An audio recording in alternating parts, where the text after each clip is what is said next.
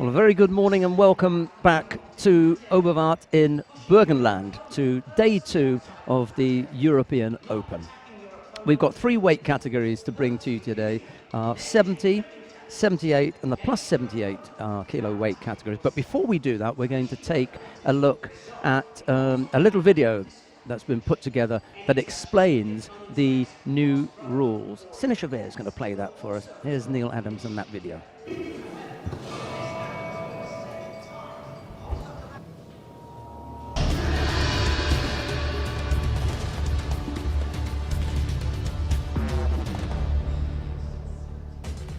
Judogi is essential to the strategies and tactics of the sport. Gripping up is critical. The person who dominates the gripping of the jacket will normally be in the best position to dominate the fight. Many variations of grips are allowed as long as they're deemed positive with the intention to throw. Negative gripping is the intention to block without the intention to throw. So how do you play and how do you win? Each fight is up to 4 minutes long. Opponents begin the fight with a bow. This is fundamental to the principles of judo. The referee then signals the start of play and the contest begins. The highest score is an ippon. This is the ultimate score because it wins the contest outright and it finishes the fight. There are 4 ways to score ippon. The first one is to throw your opponent flat on their back with force, and this can be done using a variety of throws from many different directions. Sometimes as a direct attack, and sometimes countering an opponent's attack. Ippon can also be awarded during groundwork. If you hold your opponent on their back for 20 seconds by controlling the upper part of their body, then Ippon is awarded and the contest is finished. 2 other ways to win by Ippon are to gain a submission, either by arm locking or strangling your opponent. If your opponent taps out, Ippon is awarded and the contest is finished. Wazari is the next highest score. Wazaris are not cumulative to score ippon, however many are scored, but Wazaris can still help to win on points if the fight goes to full time.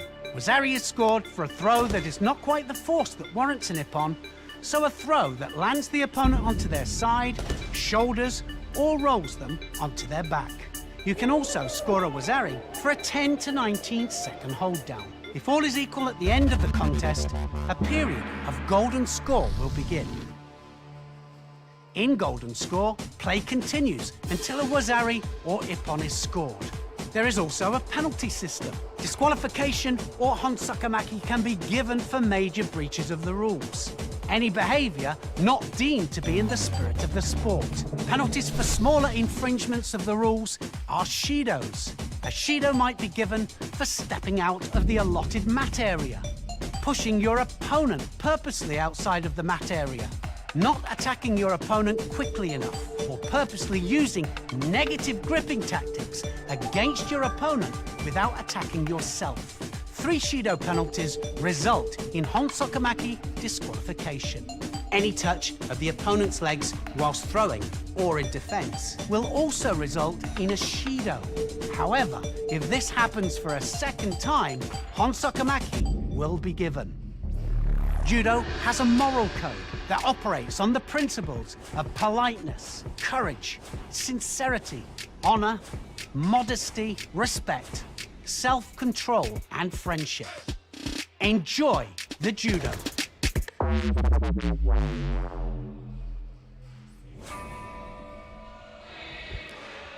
Well, we hope that that video has explained quite clearly what the new rules are. They're not that difficult to get used to, and I think they're very positive. We're going to start by taking a look at the contests on mat number 1. The opening contest in the under 70 kilo category features Tatiana Kovalenko of Russia. She's up against Carola Passioni of Italy.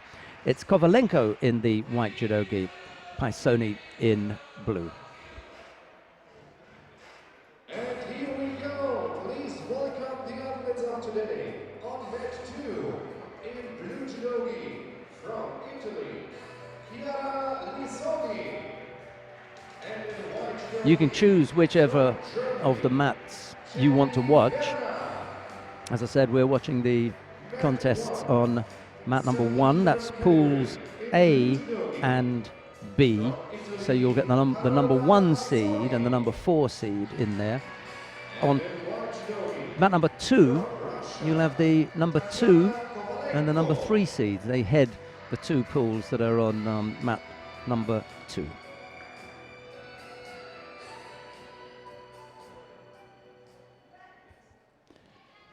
And in this weight category, the number 1 seed is Kalita Zupancic of Canada. Number 2 seed is Ono Yoko of Japan. The number 3 seed is Yu Ji-young of the Republic of Korea. And the number 4 seed is Barbara Timo of Brazil. That's the top 4 seeds in the under 70 kilo category. We had the pleasure of the company up here briefly this morning of 2 of the medalists from yesterday. The gold medalist in the under 52 kilo category, Hashimoto Yuki of Japan. She was up here with her teammate, the silver medalist in the under 48 kilo category, Endo Hiromi. Poor Endo had taken a bit of a whack to the eyebrow yesterday. Had a nasty cut up there. Her eye had closed up. So she was all bandaged up and could only see out of one eye. She said it was a lot worse. She said it looked a lot worse than it really was. It wasn't as bad as it looked. That's what she meant.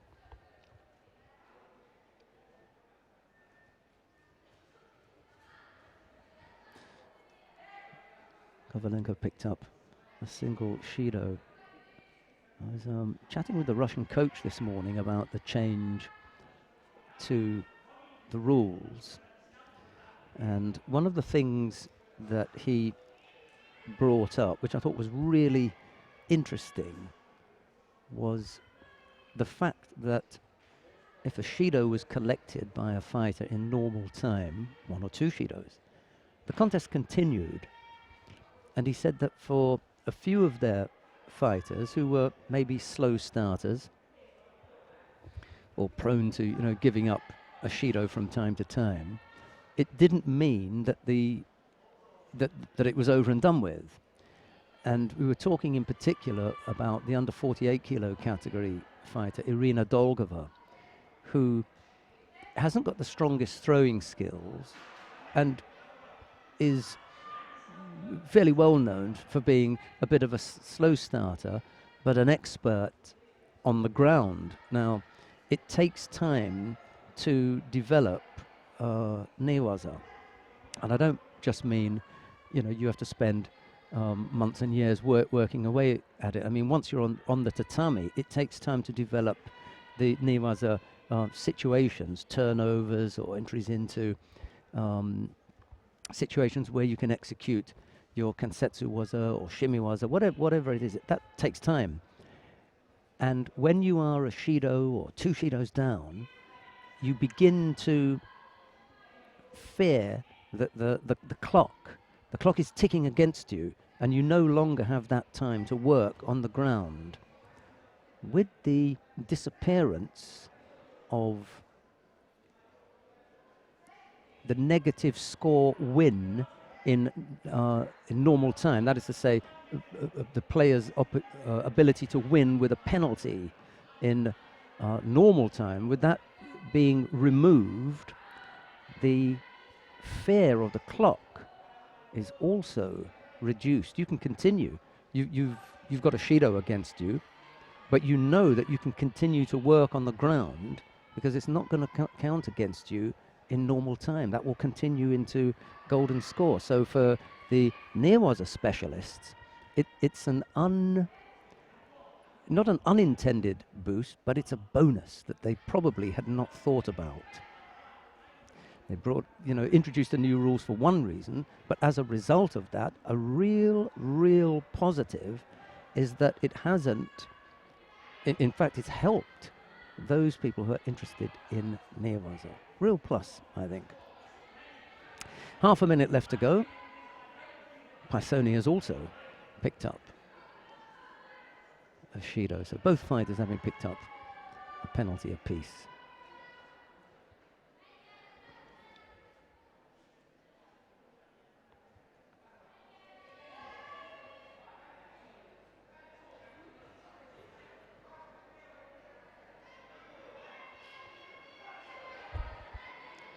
Kovalenko picked up a second penalty, this time for a false attack.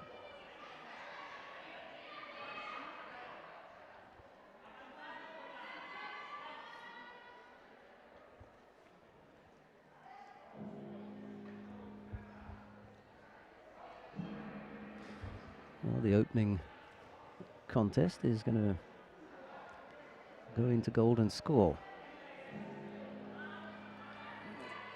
I think because in the past there were some negative connotations about golden score, it was seen as, you know, something that you didn't want to have, and oh, you know, it couldn't be a very good contest if it went into golden score. There was that kind of feeling for some people. But certainly since these new rules have been rolled out, okay, it's only I think it's the third competition that I'm seeing with these new rules. I don't see it as a negative. This is not a bad contest. They just haven't been able to come up with a score. So we're going to need a little bit of extra time. And yesterday I saw 2 or 3 that went 2 or 3 minutes into golden score that was still interesting. I mean, 1 or 2 were, you know, almost on the edge of your seat. They were really good contests.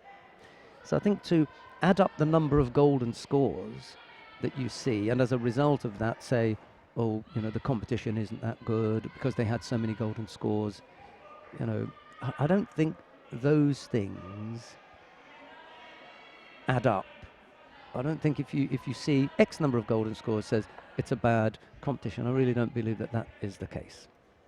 And we had quite a few yesterday, and it was still a good competition.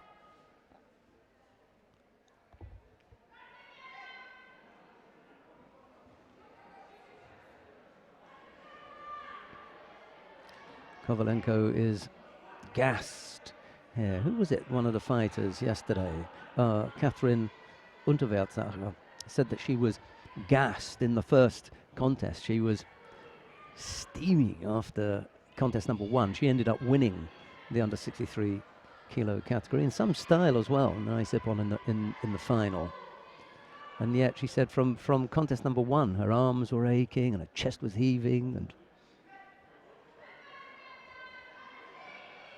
that didn't look too clever, didn't it, from the Italian? Yep. Second penalty. Winner on mat 2, Jenny of Germany. Next contest, in blue Judo. Im blauen Judo-Anzug jetzt, liebe Freunde, und ich bitte noch einen entsprechenden Willkommensapplaus aus Österreich, Michaela Podderes. Und ihr gegenüber im weißen Judo-Anzug, aus Marokko.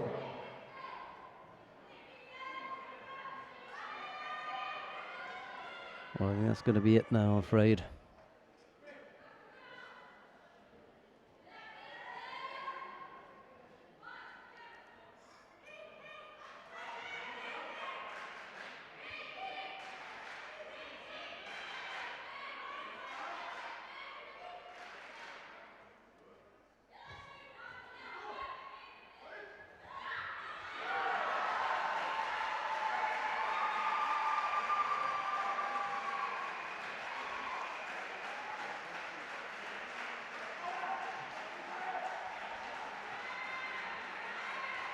Kovalenko, who accepts the penalty and ends up on the losing end of that one.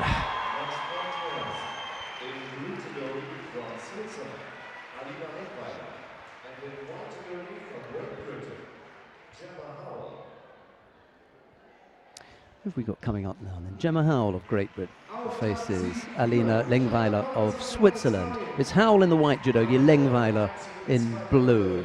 And I saw somewhere someone waving a huge Union Jack, so maybe Gemma's got some support in the crowd. I'm not sure who it is or where they are now, but they were around a little bit earlier on. And in white judogi, the Grand Slam gold medalist of international at 60 from Japan, Inamori Nagi.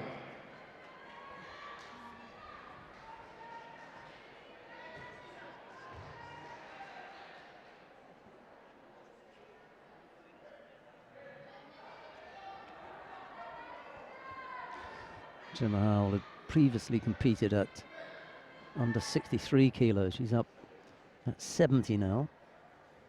Whether the move is permanent, I don't know. Could be. I'm not privy to that information at the moment. I'll see if I can find out and then come back and let you know. But it's perfectly possible that she's decided that 70 would be more comfortable for her. Certainly won't be any question of her having to cut weight to make 70 kilos. So perhaps that's one of the reasons.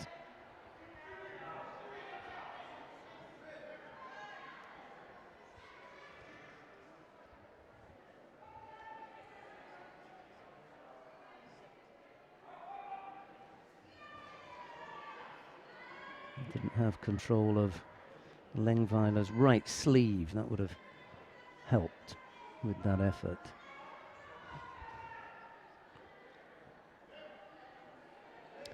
Lengweiler's finding it difficult to get into this, and as a result of that picks up the Shido. They just need to step the pace up a little bit, the Swiss fighter. That's Lazari.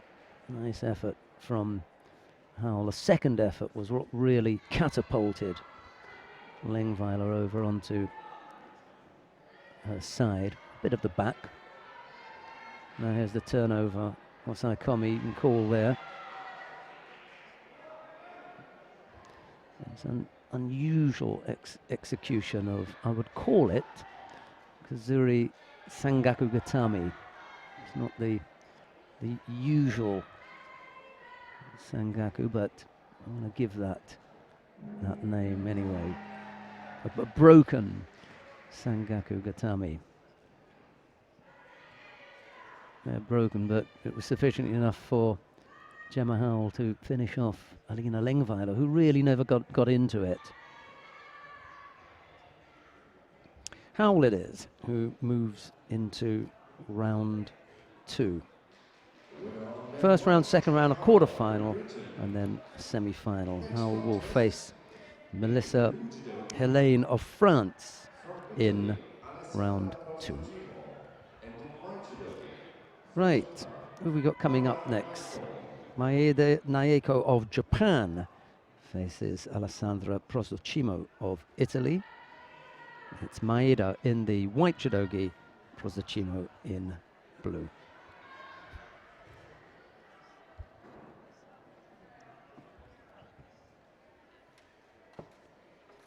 A stiff test for the Italian first fight up.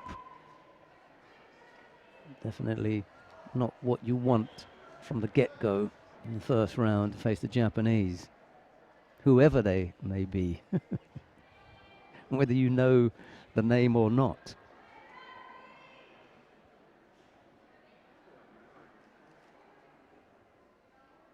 You're not sending anyone over here just for the ride.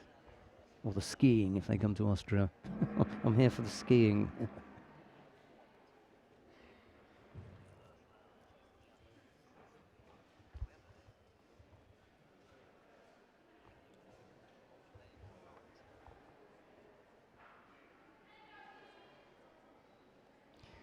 Well, I mentioned the fact that the Japanese, don't send anyone out for a free ride.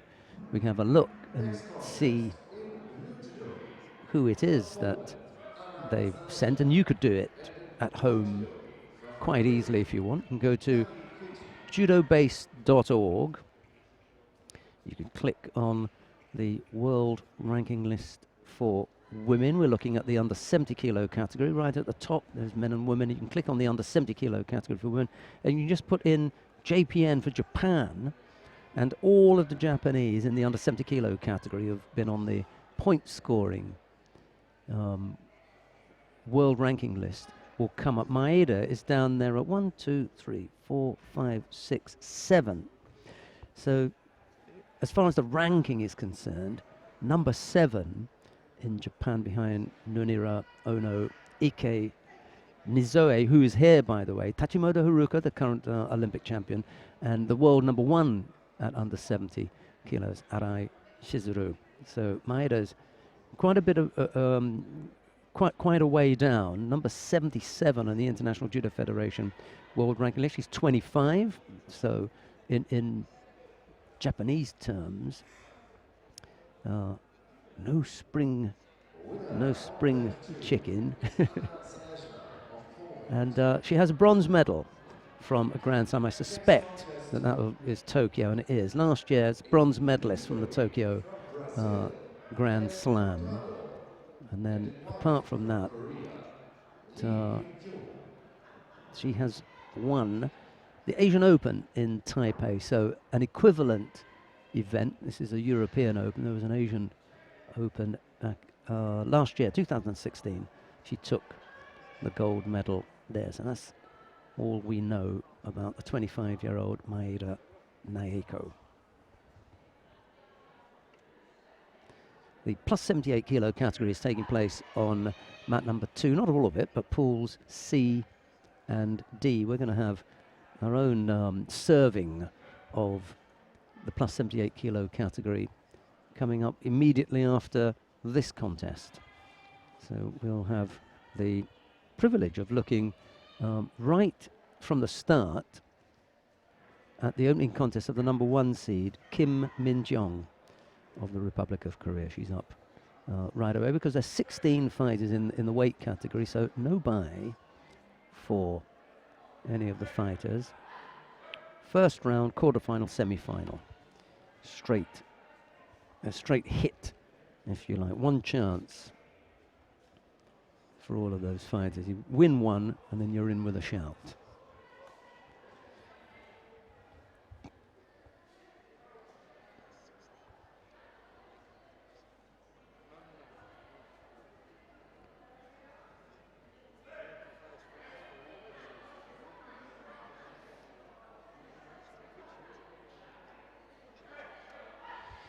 I'll say hello and good morning to Cornelia Rastovitz, who was in the venue yesterday, came along and said hello. So maybe either you're in the venue again or you maybe couldn't make it for day 2. But a very good morning to you. 2 penalties picked up by Prostachimo. He's not out of it yet. A single score would do it for Alessandra Prostachimo, but Maeda is penalty free, but hasn't been able to put away the Italian yet.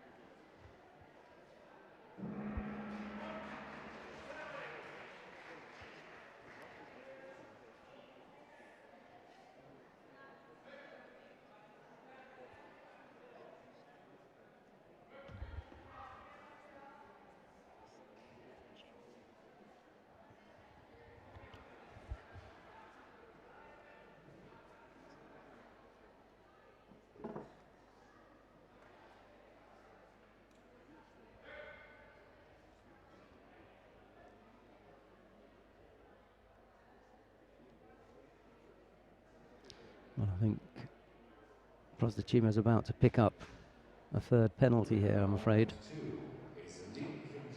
And she picks up a penalty for just holding on the inside, the fingers going inside the sleeve.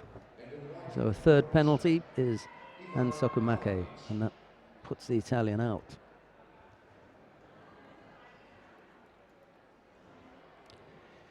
Well, I said that we were going to see the plus 78 kilo category, and we are now, because we've got the opening contest in Pool A. This includes the number 1 seed, Kim Min-jong of the Republic of Korea.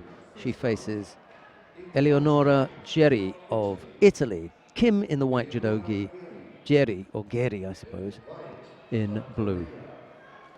Elisabetta Frattini would give us the correct pronunciation of that Italian name. I may wander up there and ask her. There's an interesting contest on mat number 2 as well. Ivana Moranic of Croatia faces Carolina Costa of Italy. And the reason that it's interesting is that Ivana Maranic had previously been an under 78 kilo fighter, but she's decided to move up to the plus 78 kilo category, I suppose, because she's able to defeat the current Croatian at that weight. I wonder. Seems to be some complaint about Kim's effort on the arm.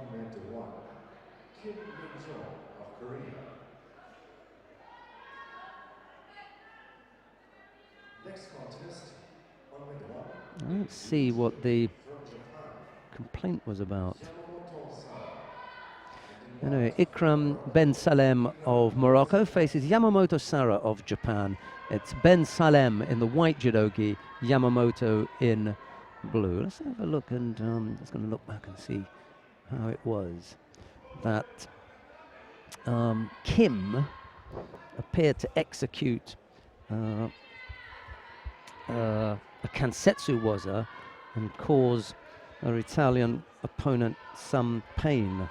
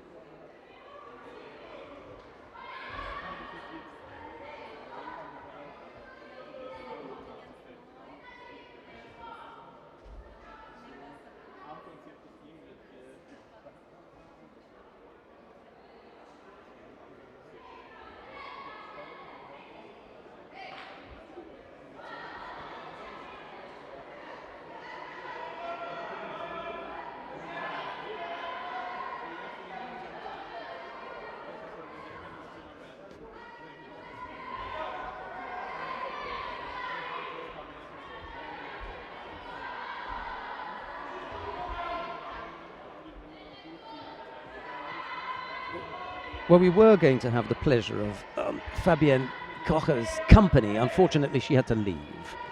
So there'll be no visit from the Swiss under 57 kilo category fighter. We'll have to catch her another time.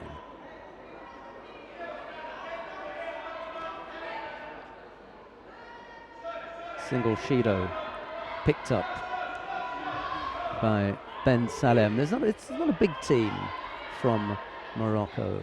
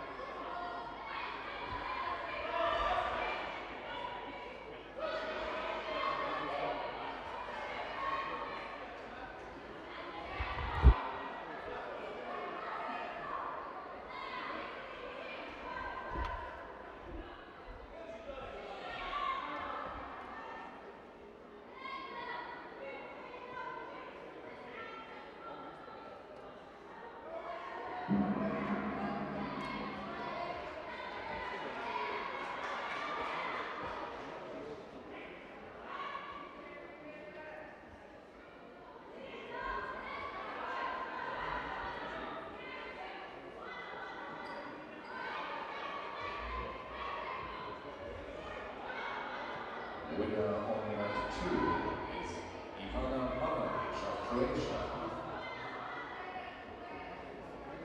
Next contest, women's under 78 kg first round. In Judo from Italy, Lucia Tamboro, and in white, Doha Moussiak of Morocco.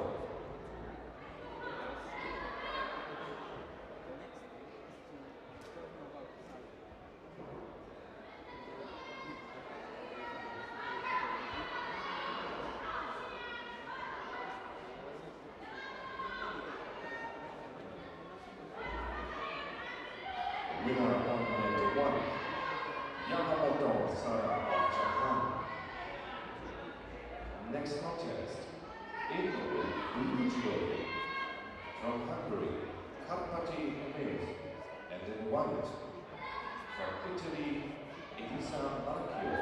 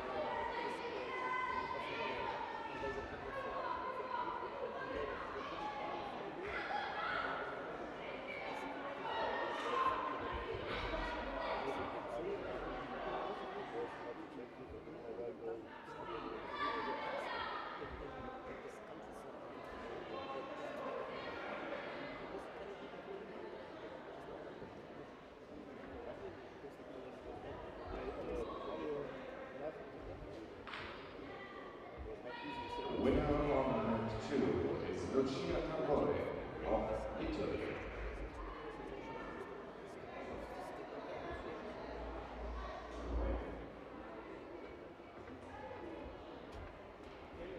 Next contest, in Judo from Italy, Linda Politi, and in white judo from Poland, Beata Harput.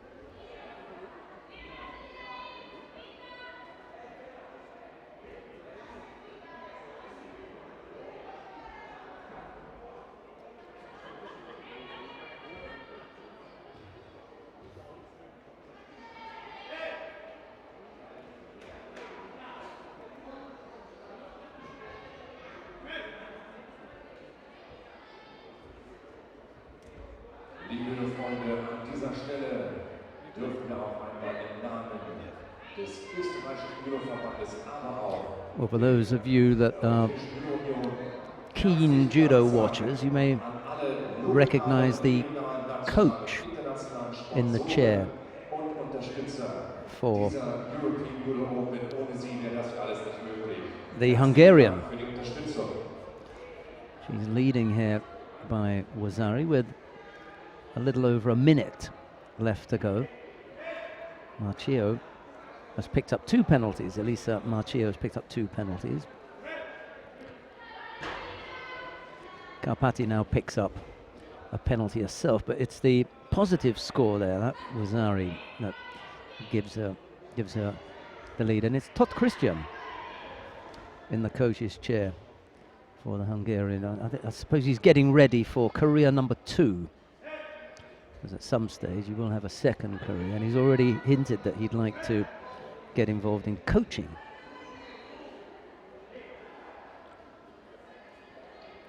So in a few years' time we may see him in the coach's chair. I think he's got a few years left in him, though. He happens to be he's recovering from a minor injury. Speaking of people recovering, a big hello to Katie Jemima Yates-Brown. Hope that we see you back on the mat soon. Whether it's 63 or 70, I don't know, because again, I'm not entirely sure what will happen as far as weight selection is concerned. But if it is going to be 70, then why not? You know, he's strong enough, got nice judo skills, so we may see her comfortably at that weight. And a very good morning to Richard Britton. Always nice to get your messages. And I didn't. I'm not sure if I had a chance when we were in Paris last week to give you a shout out and thank you for your messages. It's nice when you've got regular viewers who tune in and you get to hear from them, and then anybody can email us. I'm perfectly happy to receive your messages. There's a feedback button you can just press and we'll get your messages and they'll come through to us. Time running out for Marchio, I'm afraid.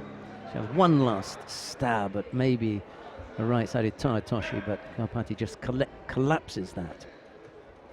And it's the Hungarian that goes through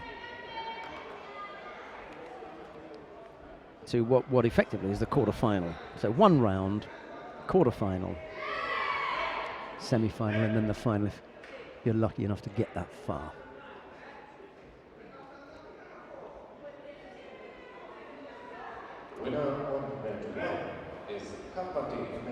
Right, we've got the last of the first round contests coming up. Pool B, this is the top half of the draw. This will be Christian Brissov of Germany. She's up against Michelle Boyle of Great Britain. Brissov in the white judogi, Boyle in blue when they decide to get underway. I think the referee in the previous contest indicated that he'd like to see the tatami just pushed together. They haven't done that yet. Maybe they're going to get a few strong bodies together to do that. Boyle has got hands full here, hasn't she? Size-wise, just from looking at things. Normally, Elisabetta Frattini, our competition controller, I think they would call it. She prints a sheet that has the weights of the heavyweights on. I might just go and have a look at that and see what the weight difference between this pair is. Plus 78 is the start point. That's going to be the lowest, the lightest weight in the plus 78 kilo category. You have to be 78.1 in order to be able to take part. Well, I suppose Boyle, just having a look from here, might be 82, I suppose, maybe. Could be something like that. Busso would appear to be slightly heavier than that. I'm going to have a look and see whether Ellie's got that information.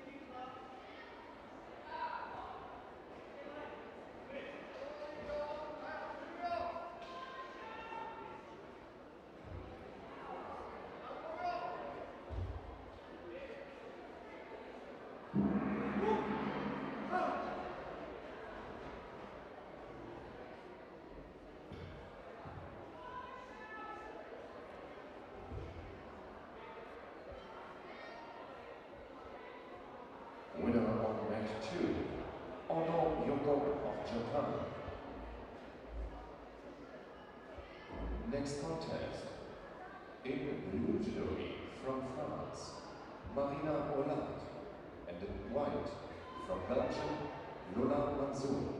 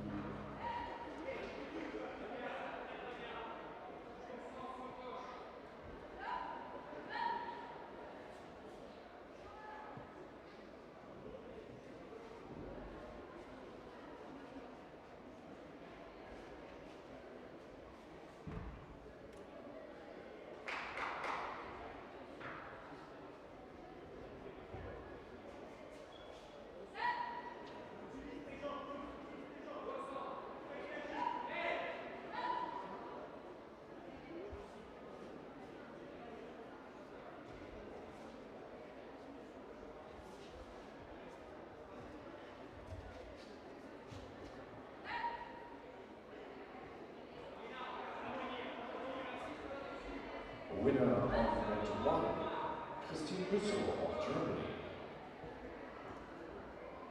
Next contest is women's under 78 kg first round. Blue judo from Italy, Valeria Ferrari, and in white judo from Hungary, Salki Evelyn.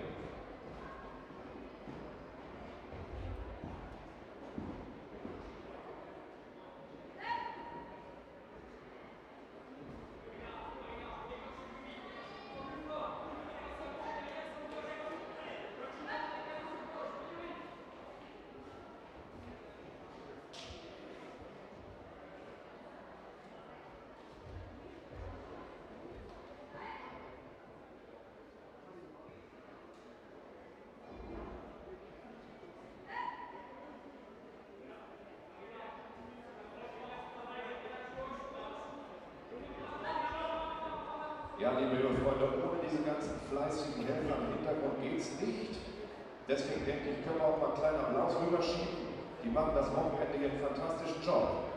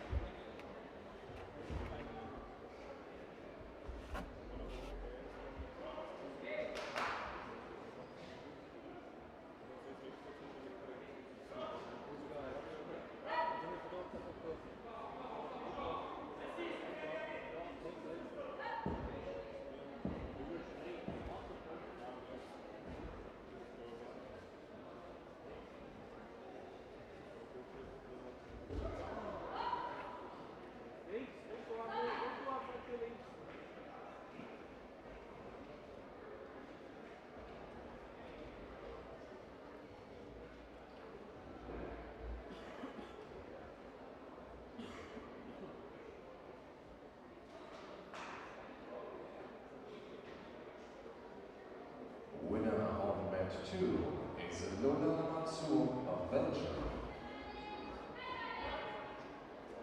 Next contest in blue judo from Italy, Alice Belandi, and in white from Korea, Judo.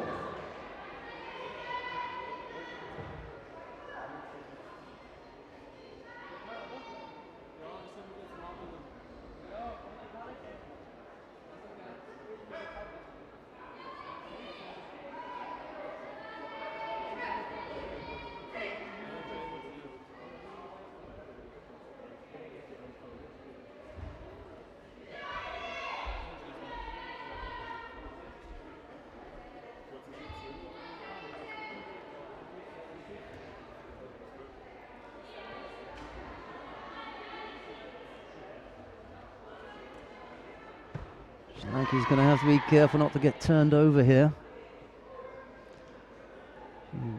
scored early. That Koji Gari.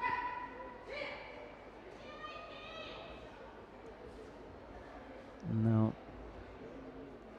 Ferrari has to have a little bit of blood just wiped from the nose. Nothing serious.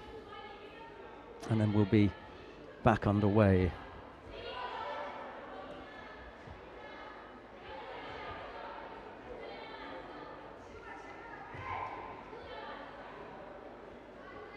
Sri Lanka gets a turn at just pulling herself together, looking at the scoreboard, thinking about things, and then getting ready for Ferrari's return. I said yesterday that it's on most occasions to the advantage of the person who's waiting in the middle. They can be in touch with their coach, they can get information, whereas the competitor who's having treatment got to kind of play catch up, and they never really get a rest.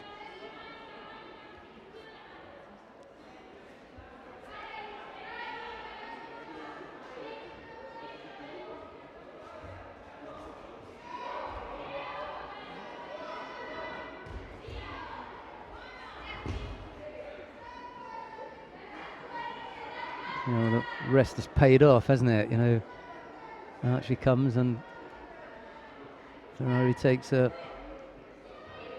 second fall now.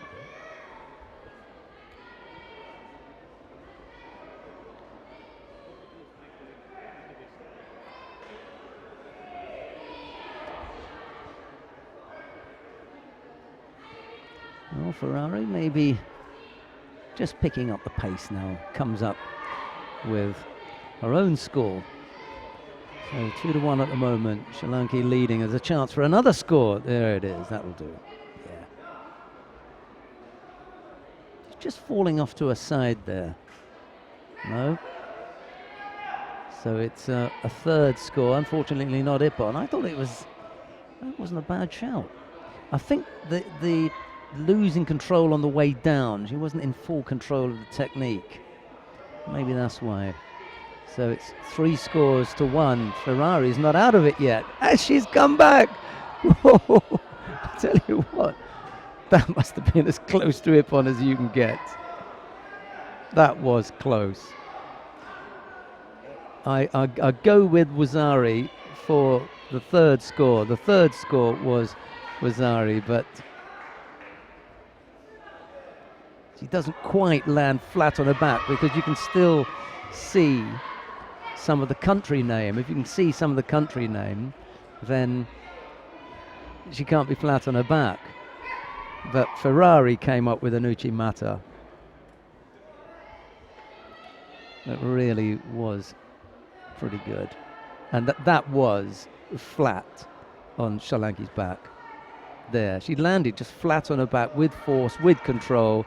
Can't take that away from her. Bang, there she goes.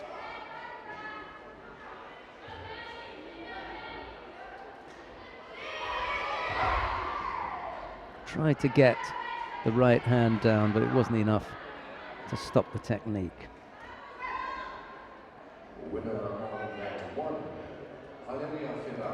Right, coming up next from France, Vanessa Duro of France faces Ekaterina Inozemtseva of Russia.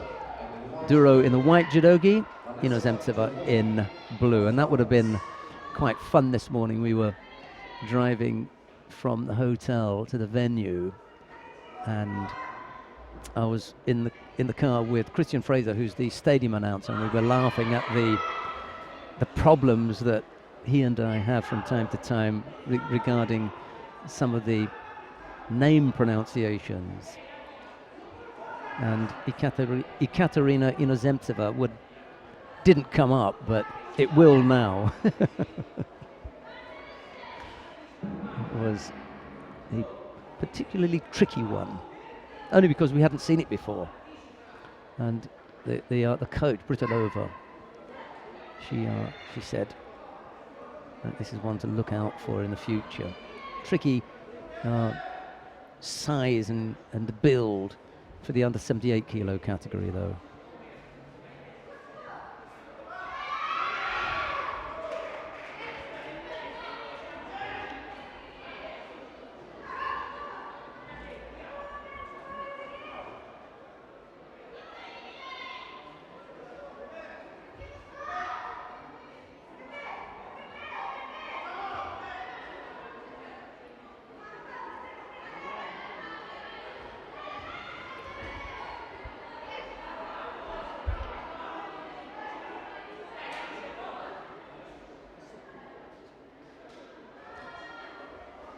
Oh, 2 penalties picked up by the Russian fighter here.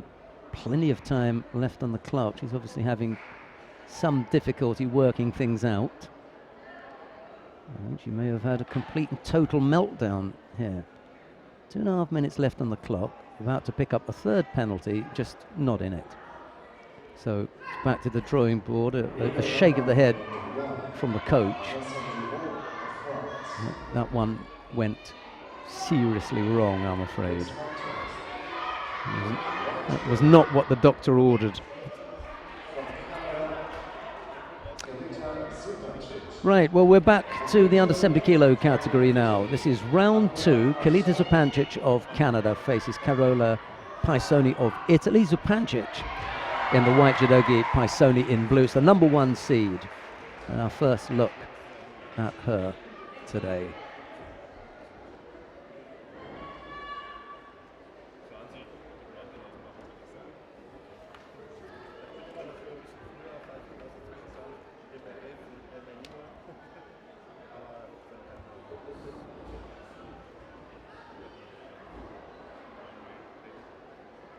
Winner on bet 2,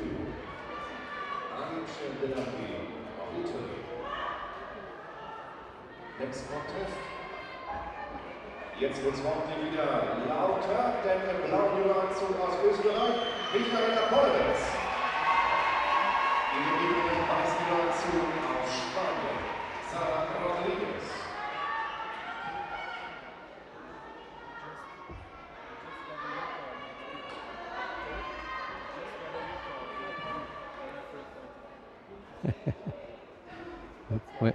Sorry about that. We're having a little giggle about the referee on the adjoining mat who just signalled Yuko. I mean, it's going to happen.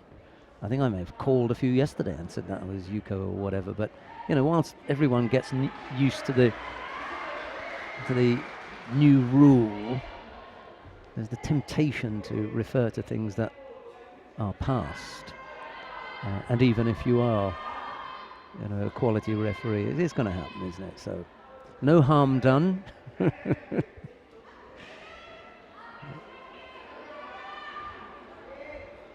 It's not nice of us to laugh at that.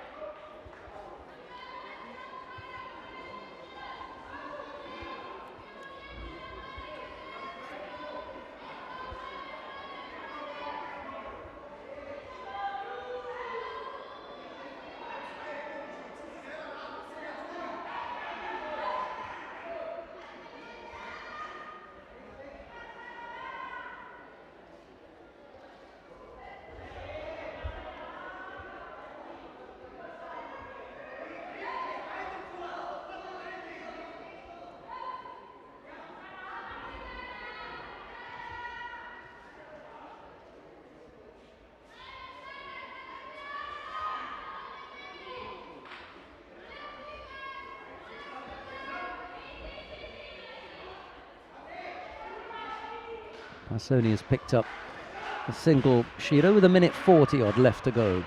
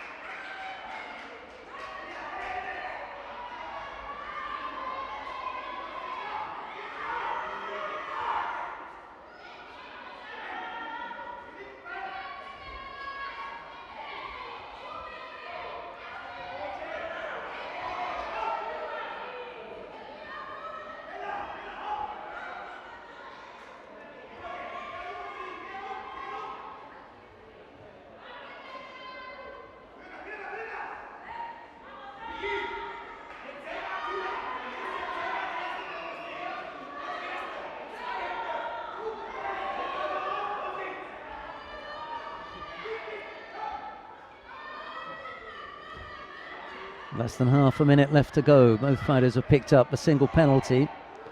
Paisoni's putting up a good effort here against the number 1 seed. I would have expected Zupancic to have come out of here reasonably unscathed, but a full-time contest is not what she had in mind.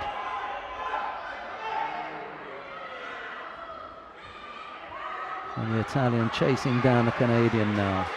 This one is going into golden score, so it's not done and dusted at all.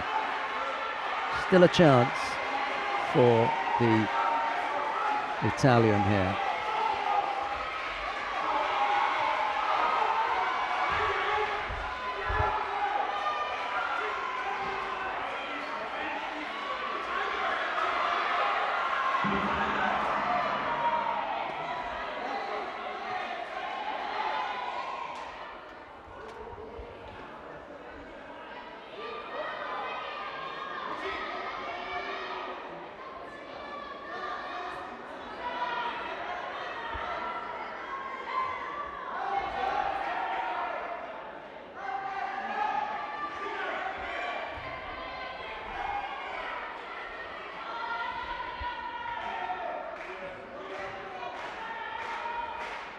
Good pressure from the Italian. She attacks just at the right time there as well.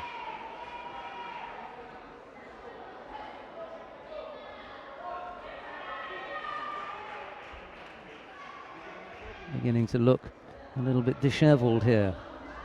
Carola Paisoni and Zupancic just setting things up.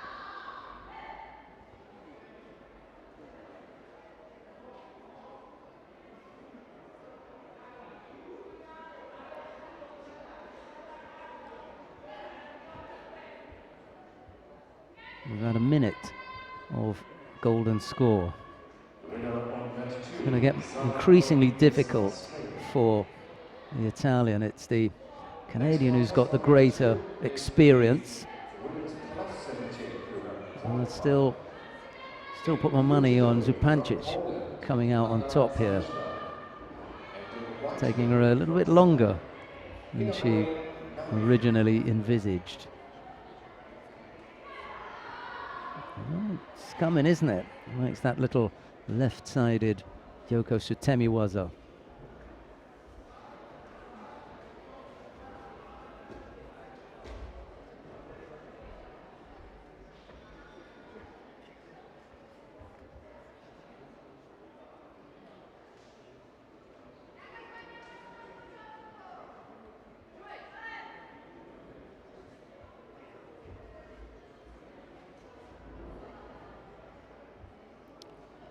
Yeah, just fell off the pace a little. Zupancic able to step things up at the right time, and irrespective of whether she was able to come up with a scoring technique, she did what she had to, was to make sure that she was the most aggressive of the two, kept up the tempo, and made it that little bit too difficult for Paisoni to hang around.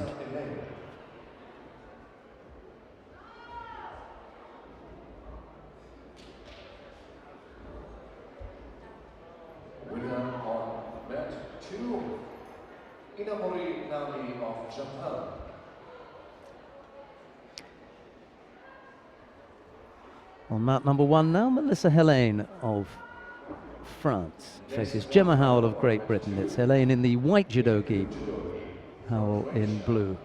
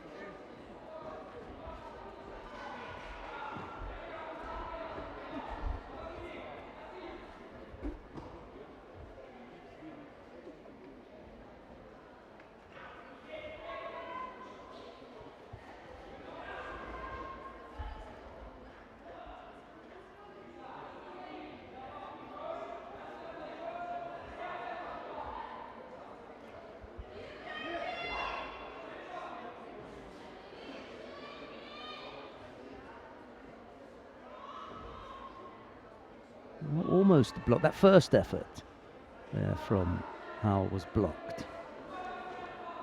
She gave it a second push, and then Helene had to, instead of thinking about a counter, she really had to start thinking about defending against the attack.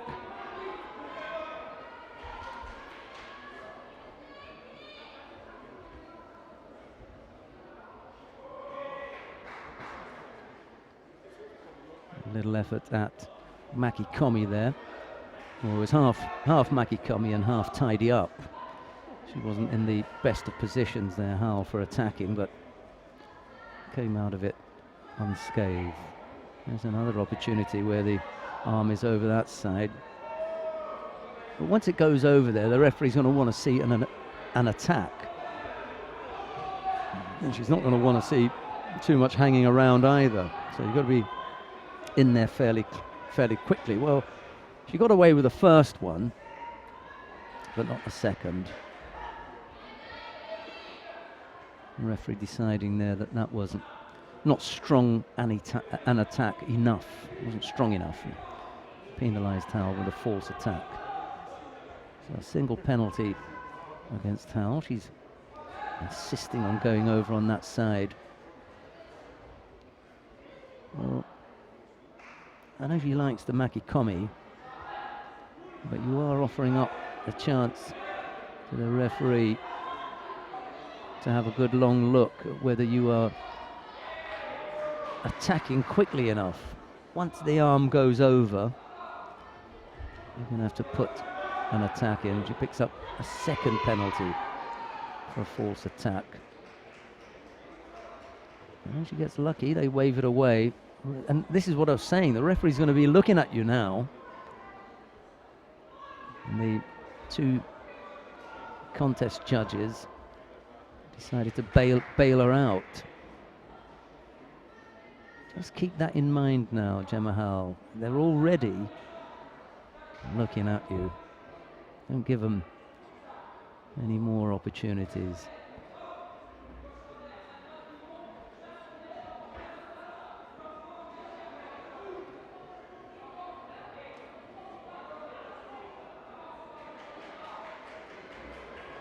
Winner on mat 2, Judo of Korea. A little over a minute left to go. Interesting state of the contest now. Finely balanced between this pair. Howell has done most of the attacking. The difficulty is that some of the attacks have been a little bit like that.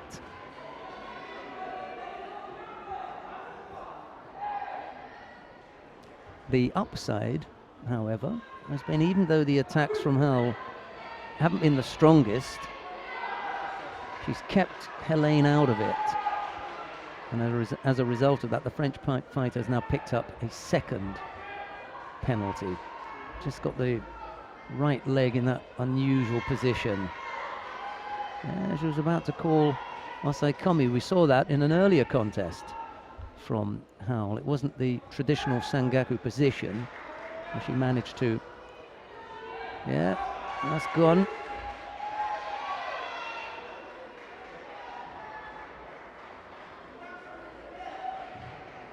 Just trying to squeeze the leg out there.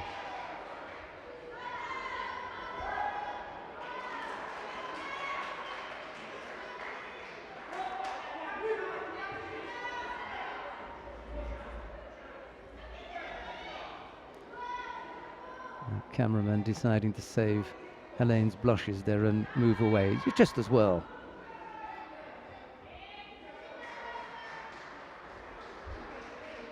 Howell it is who takes the win. She doesn't hang around. She's on her way off already. Melissa Helene it is who, with a slight degree of embarrassment, leaves the time. That can happen. Right, so Howell it is who goes into the first of the quarterfinals. She'll face the number 1 seed, Kalita Zupancic of Canada. Coming up next, Barbara Timo of Brazil faces Lawrence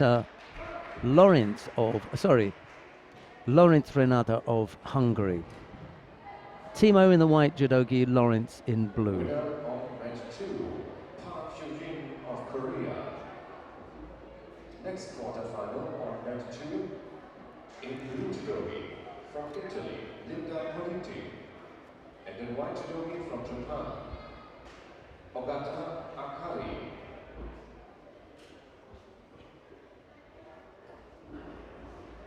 Well, I wonder if we can go down to mat number 2 quickly. Just want to have a look at the Japanese in the quarter-final.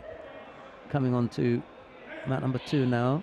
Ogata Akari of Japan. She faces Linda Politi of Italy. Ogata in the white judogi, Politi in blue.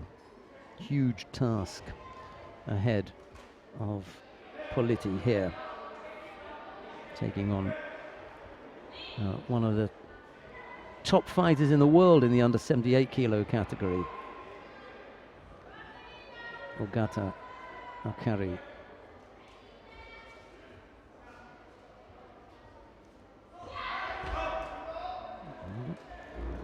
Low left-sided Uchimata. There's a good reason for going down there, to have a look at that very kind of thing.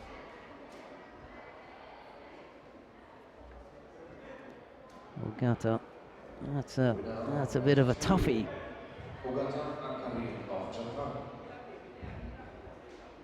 Next contest is the women's under 70 kilogram quarterfinal in blue judogi from Belgium, Lola Manzuro, and in white from Japan. We're going to stay here because there's another quarter-final on mat 2. This is in the under 70 kilo category. Ono Yoko of Japan faces Lola Mansour of Belgium. Ono in the white judogi, Mansour in blue.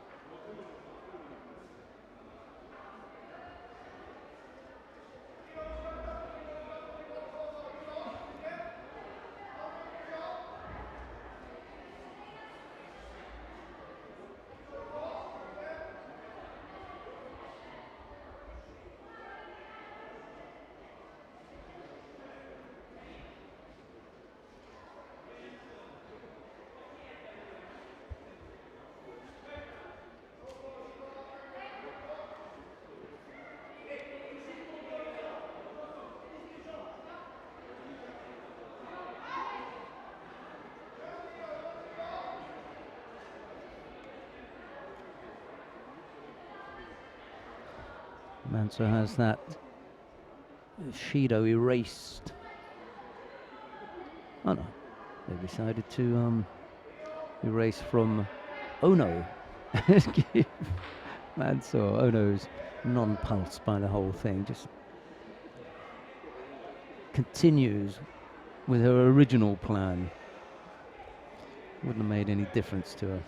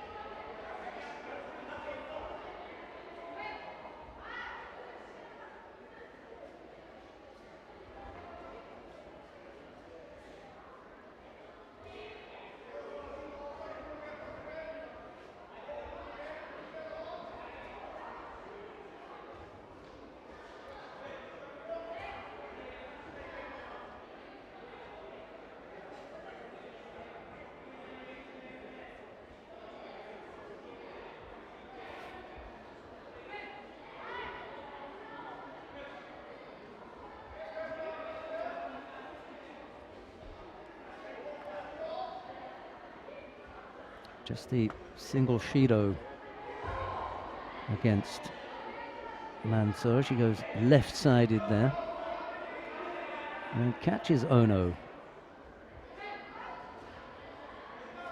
A score on the board for the Belgian with a minute, well, just under 2 minutes left to go. I mentioned that we'd had a visit this morning from, just having a look, just down on the side, yeah.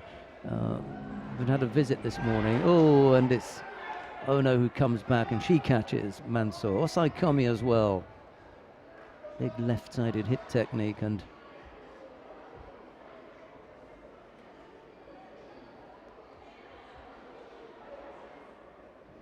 she's tapped out. Ono wasn't that sure.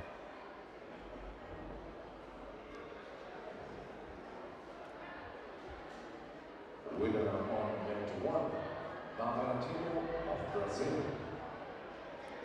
Yeah, Ono wasn't Next contest letting in blue judo, Mansour up until she was absolutely certain. and the white judo from Belgium, Roxanne Tuymans.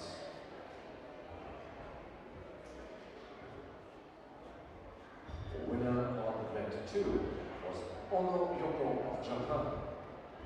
Next quarterfinal in blue judo from Spain, Zara Rodriguez. And in white from Italy, Alice Belandi.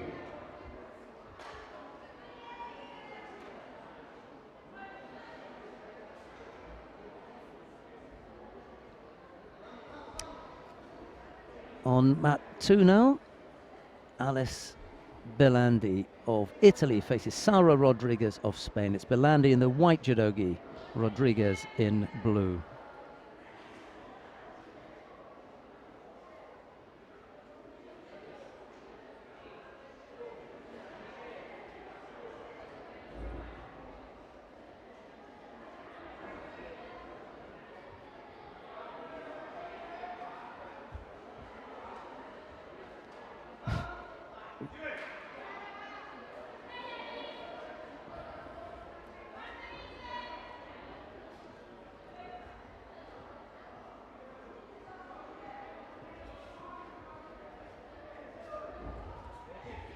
Ojigari right-sided from Belandi. Rodriguez just steps off that.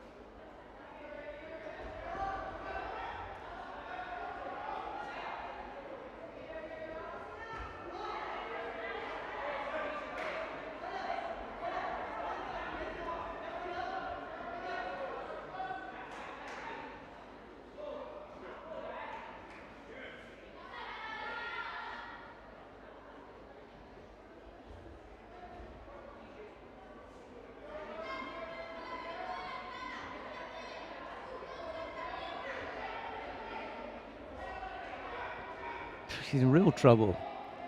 Rodriguez had problems with tying up her hair. From the minute that she got going, she was in trouble. She's picked up a Shido for the leg grab now. I'd have got another one there for blocking.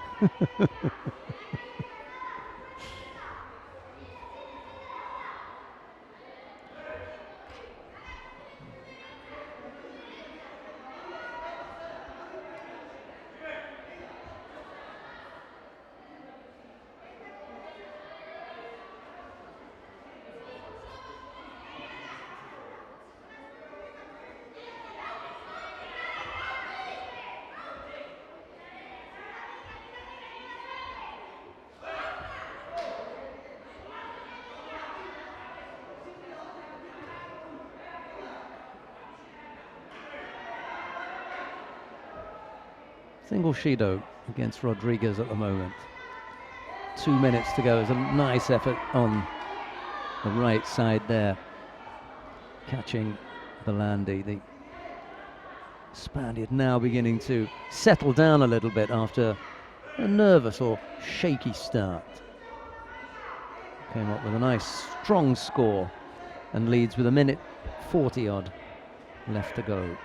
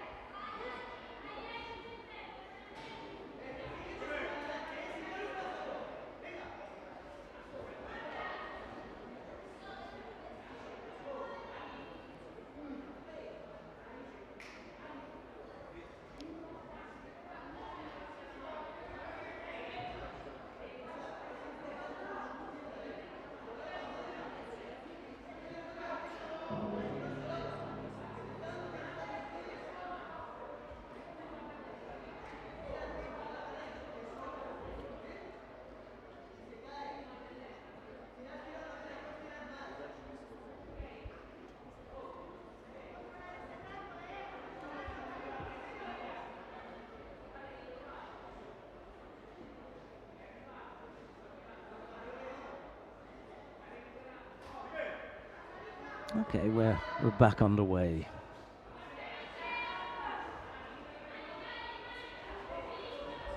Minute 20 odd left to go.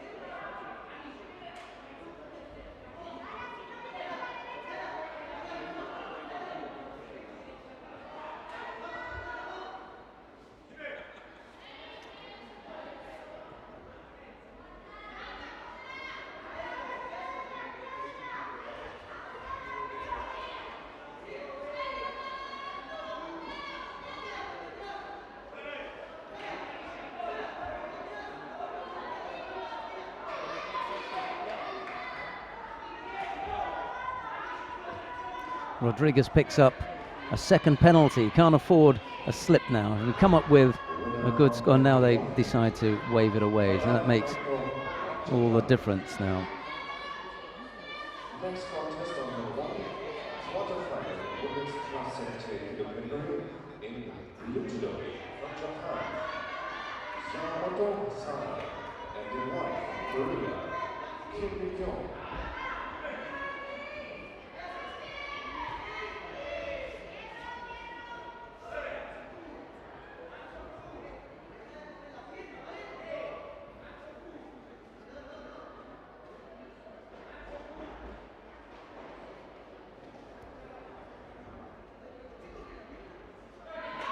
.23 seconds. What is it that they're looking at here then? Always nervous times when the referee decides to stop the action and the fighters are on edge.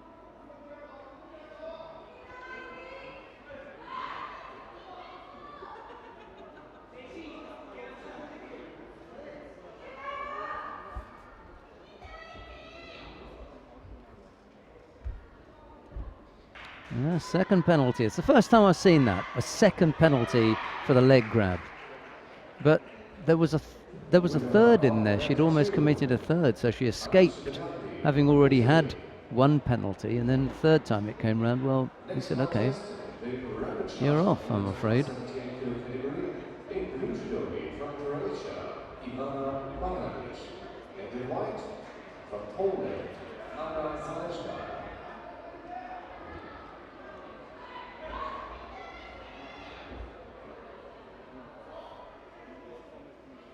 Right, who have we got coming up next? Well, let's go back up to mat number 1.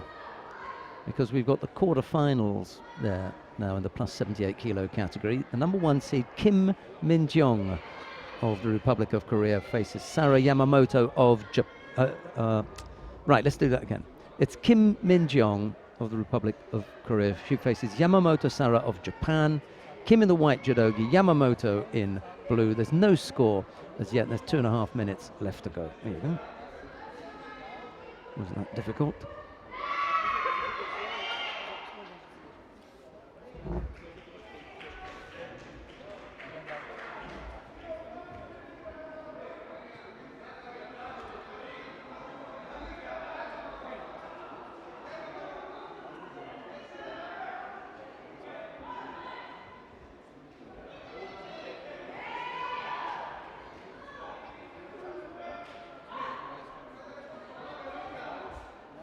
Yamamoto has picked up a Judo.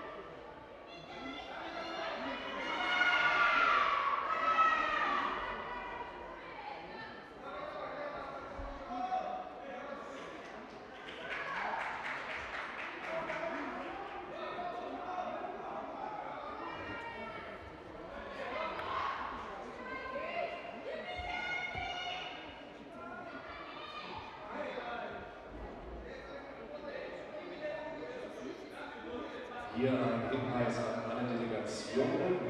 Ab 12:30 Uhr kann das Lunch eingenommen werden. Delegation's lunch room. Kim making things a little bit difficult for Yamamoto with that stance. Puts the right leg as far away from Yamamoto as she can. And stretches out that left arm and just leaning forward. There's an awkward stance, and one would have to look at this and decide who was negative here. Yeah, good call. Because your fighter's negative, Mr. Bay. The Korean coach. Oh, Bay was asking why is my coach? Why is my fighter being given a penalty? Well, your fighter was negative. Mind you, it didn't take long for Yamamoto to catch up there, and she got a second penalty. But that all happened during normal time, and as a result of that, there being no positive score in normal time, we're going to have a period of golden score now.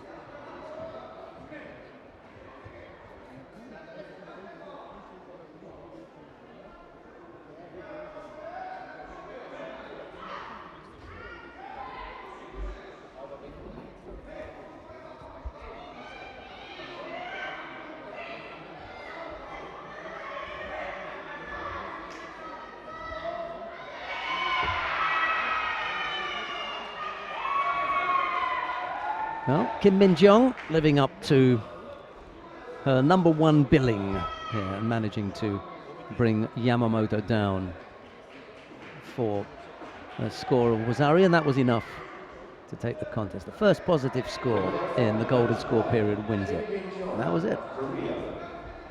Next quarterfinal on mat 1 in blue judogi from Germany, and in white from Hungary. Ko Sotagaki from Kim Min-jeong.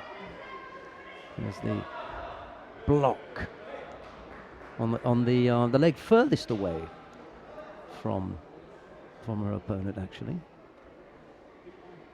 and bringing her down for the score. Okay, Karpati MS of Hungary faces Christian Busso of Germany.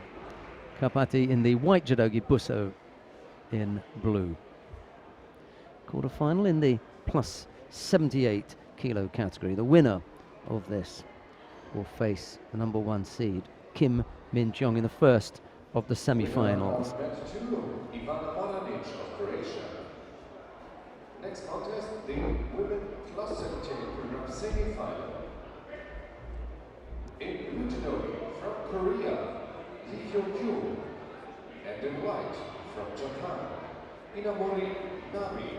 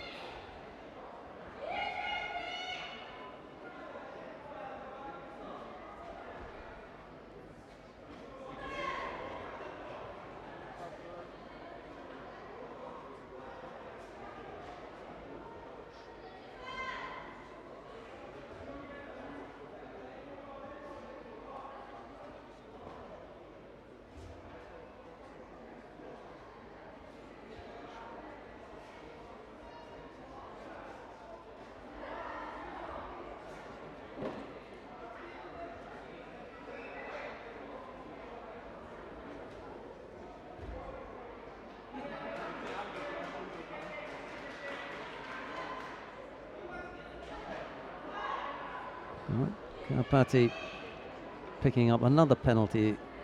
Busso it is, who makes her way into the semi-final. Oh, it's rather unfortunate end there. Right, let's go down to mat number 2, because Inamori Nami of Japan faces Lee Eun-ju of the Republic of Korea. Inamori in the white judogi, Lee in blue. There's no score yet. There's 2 minutes 46 seconds left to go.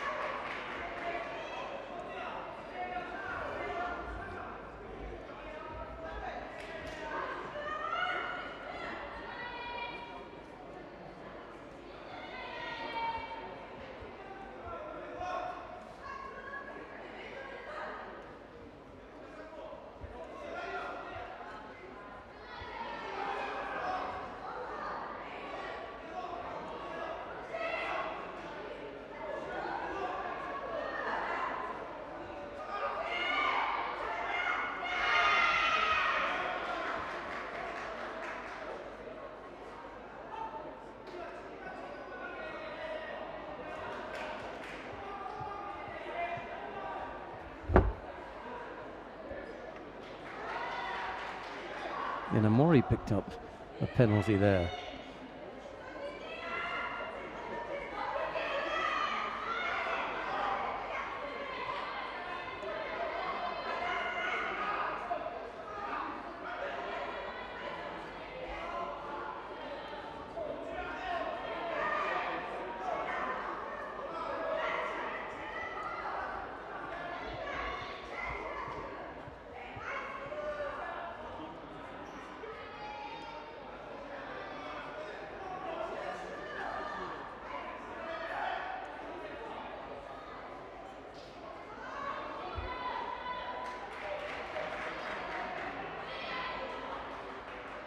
Now, second penalty picked up by Inamori. She's a notoriously slow starter.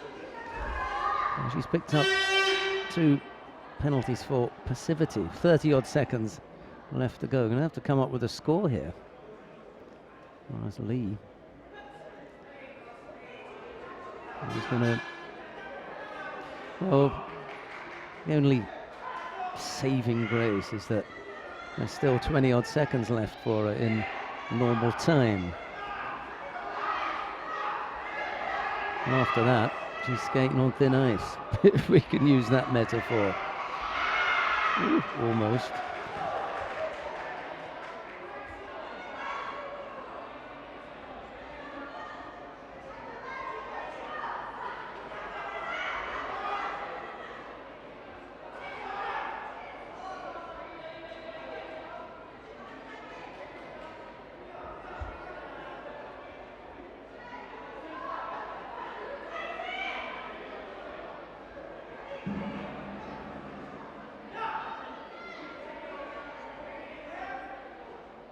So we are going to go into golden score.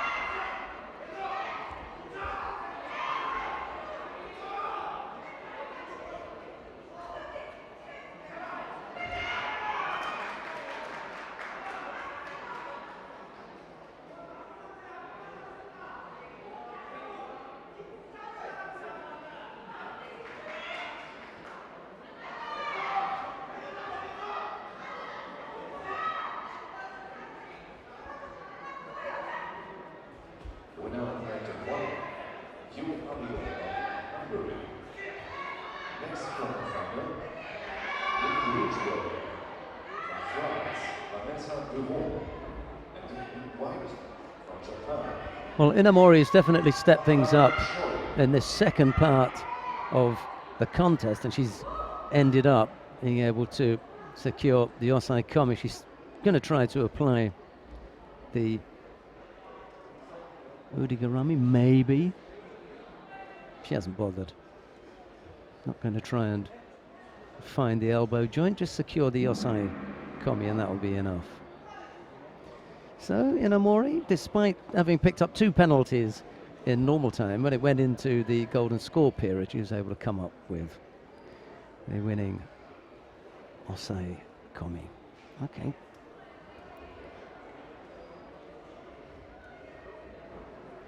There was the possibility of an all-Korea final between Kim and Lee. It's not going to be happen now. Inamori has made it into the final. Inamori Nami. Now we've got a repechage contest coming up on mat 2, so let's go down to mat number 1, because the quarter-final in the under 78 kilo category between Hamada Shori of Japan and Vanessa Duro of France is taking place. Hamada is already on the board, and we just get there in time to see the finish there. Osai Komi, Hamada going into the semi-final. There you go. That one is done now. Hamada will face Yo Abigail, by the way, the number 1 seed from Hungary. Next contest on mat 1 is the women's under 70 kg. Right, we go to the under 70 kilo category now. Kalida Zupancic of Canada faces Gemma Howell of Great Britain. Zupancic in the white judogi, Howell in blue.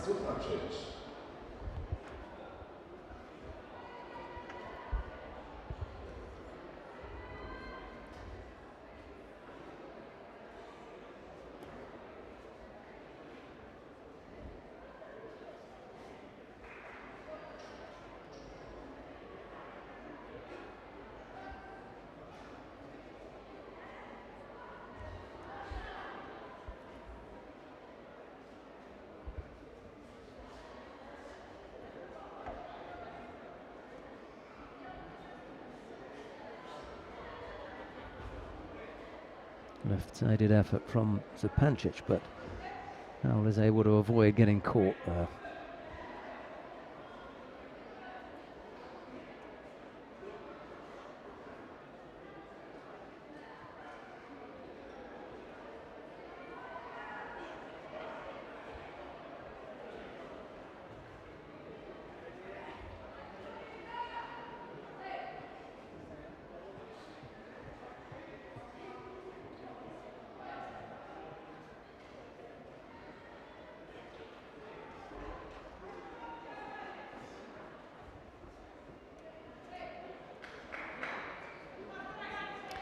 Zupancic didn't have the best of times in her opening contest. Well, she had a bye in round 1, so that was great. A nice start to the morning, and then she came up against a fairly difficult Carola Pisoni of Italy. Gave her a bit of a tough time. They eventually went into golden score where Zupancic won out. There she is against Gemma Howell. Howell had a fairly straightforward win against Alina Lengweiler of Switzerland in the opening round, and then she defeated Melissa Helene of France.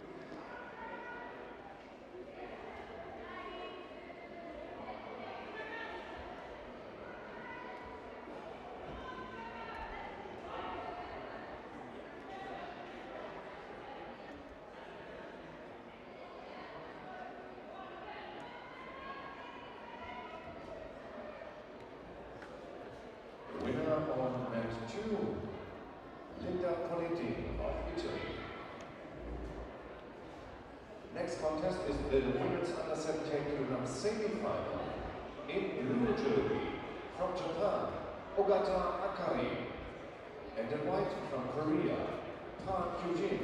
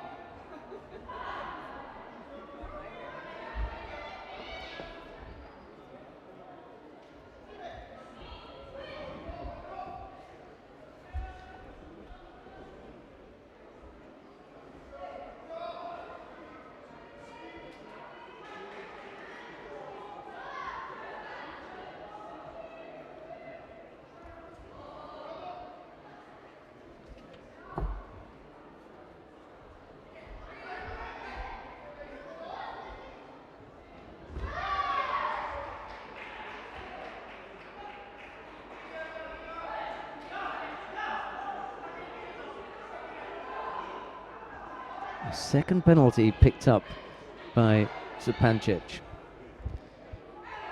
Well, it's not going to count in normal time. It just makes that little bit harder.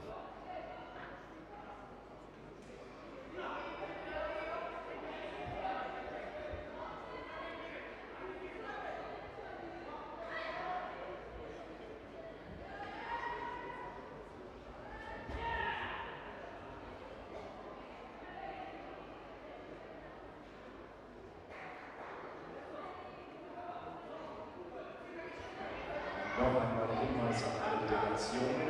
Ab sofort kann das Mittagessen in der Lunchroom eingenommen werden.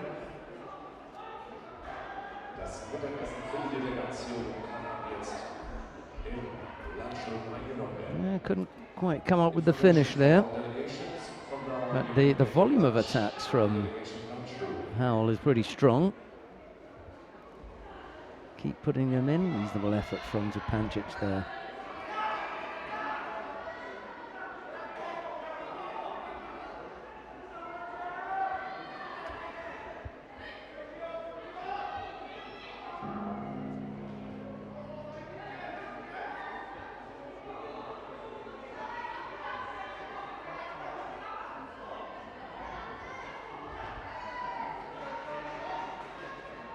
Well, it's golden score.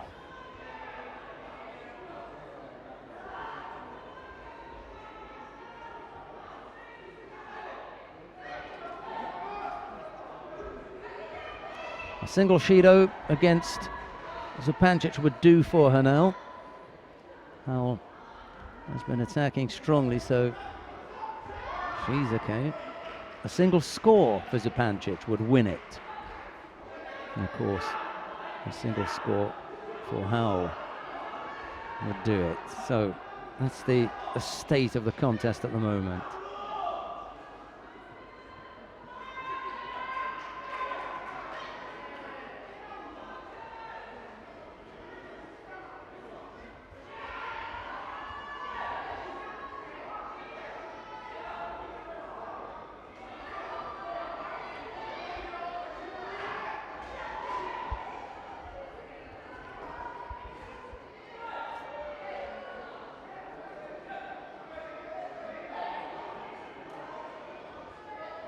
Howell picks up a penalty for a false attack.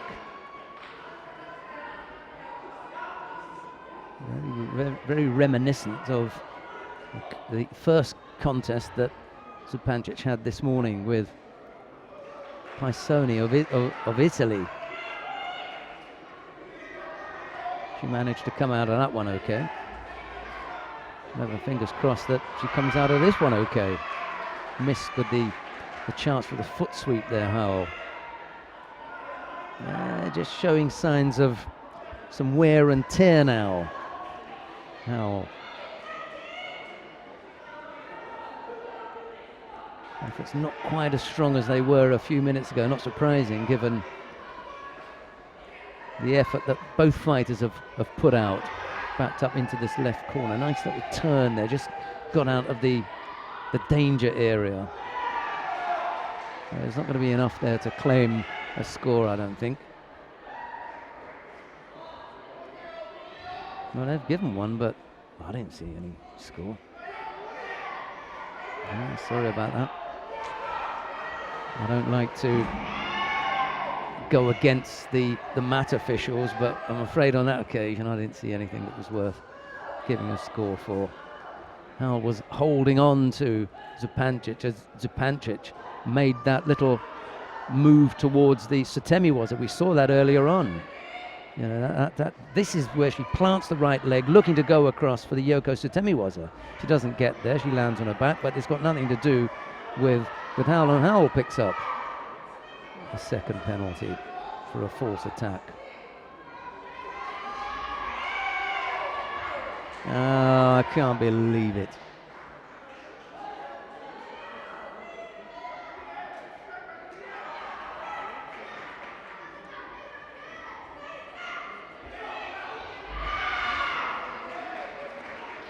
Well, I suppose one can go and look at the contests of Zupancic, and she can learn something from that. And you can look at the contests from Howell, and she can learn something from that, because they both committed errors that they had committed in their previous contests that, in a way, put Zupancic into that tricky position, and then, in a way, led to Howell's eventual demise. I was just about to say, you know, the false attack problem is a repeat of what went on previously, and it did for her in the end.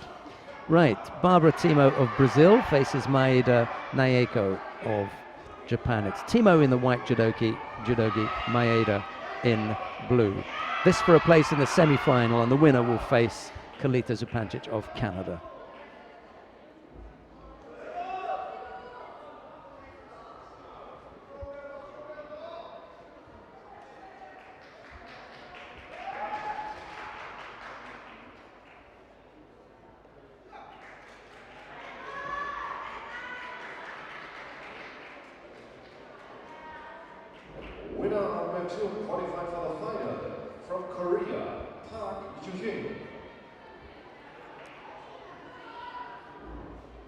Next contest, on 2.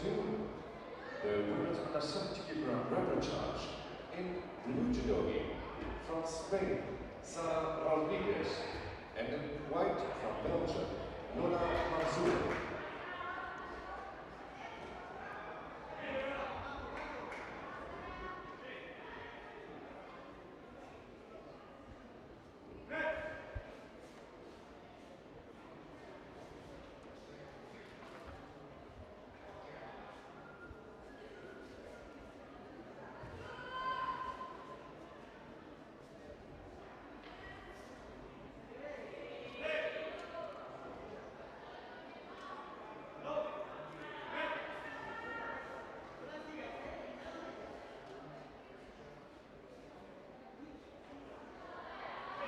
Timo picked up that penalty.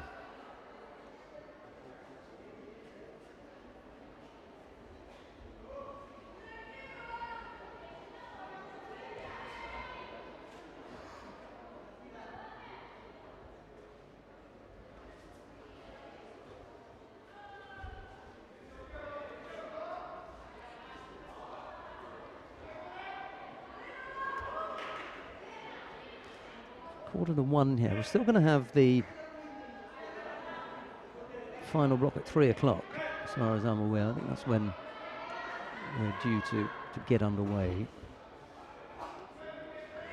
If that's the case, then quarter to 1, repechage contest, semi-final. We could be done here by 1:15.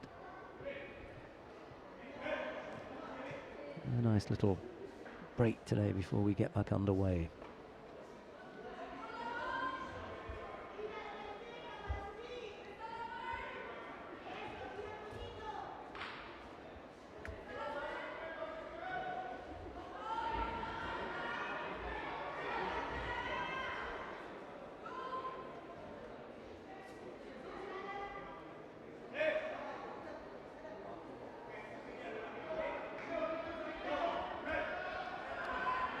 I see Zupancic sitting in the background there.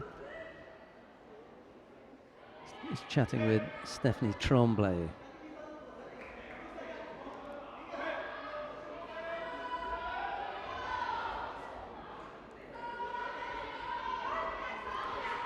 Zupancic is in the semi-final.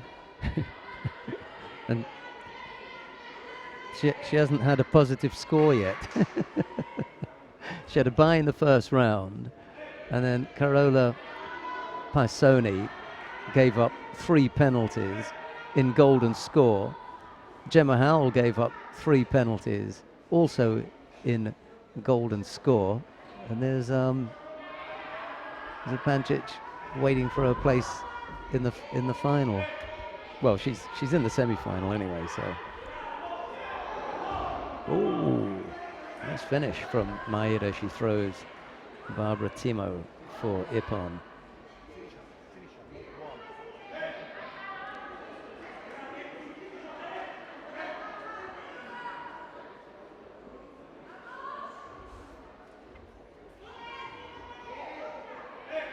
Winner on net 1 from Japan, Maeda Naiko. Yeah, she ends up with the Uchimata on the left side. Over goes Barbara Timo. A little bit of a, well, she's got the same hairstyle as Hashimoto. They've got a look-alike contest going on, the pair of them.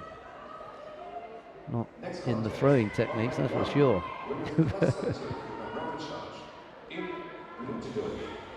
Right then, Maeda will face Zupancic in the first of the semi-finals.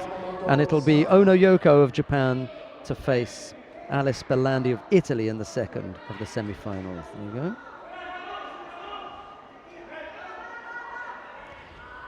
On the mat now, Yamamoto Sara of Japan faces Karpati MS of Hungary. That's in the repechage contest in the plus 78 kilo category. We may as well stick here because Lola Mansour and Sara Rodriguez are involved in their own repechage battle in the under 70 kilo category down on mat number 2. So we'll stick here and watch Yamamoto and Karpati. It's Yamamoto in the white judogi, Karpati in blue.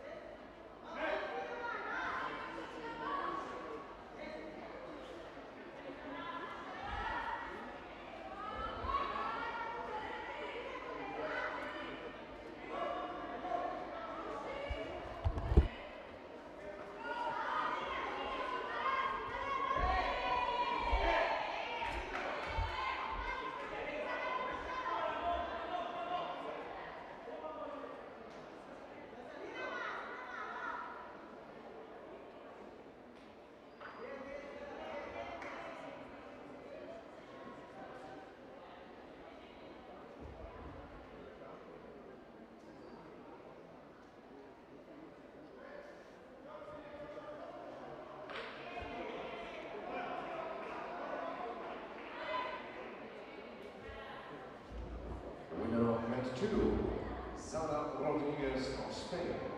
Now, on mat 2, the semi-final in the women's under 70 kilo category in blue judo from Italy, Alice Delani, and in blue, in white judo from Japan, Ono Yoko.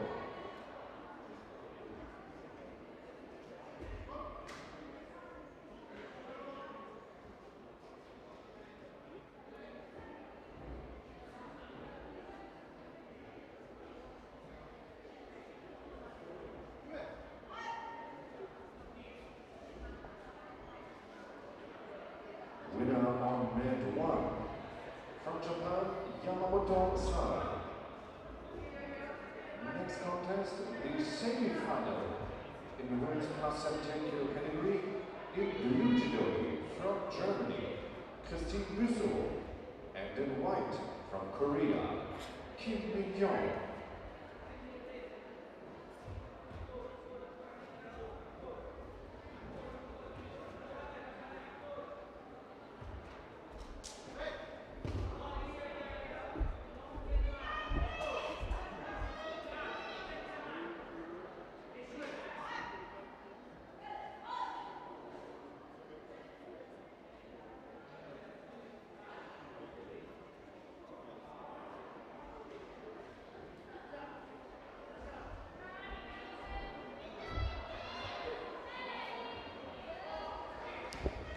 We're watching the semi-final between the number 1 seed in the plus 78 kilo category, Kim Min-young of Republic of Korea. She faces Christine Busso of Germany. It's Kim in the white judogi, Busso in blue. We've only had about half a minute or so. There's no score.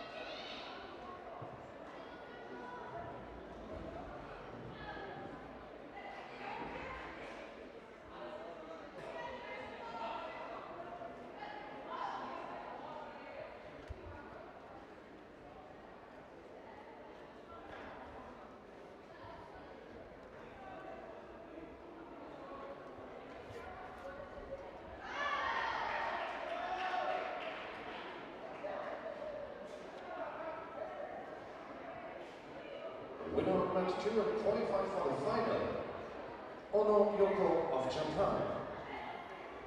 That concludes the eliminations on mat 2. Das war's also erstmal mit der Vorrunde auf der Matte 2. Jetzt also, liebe Freunde, kann die ganze Aufmerksamkeit auf die Matte 1 gehen. Dort aktuell das Halbfinale plus 78 Kilogramm. Danach noch 4 Begegnungen in der Vorrunde.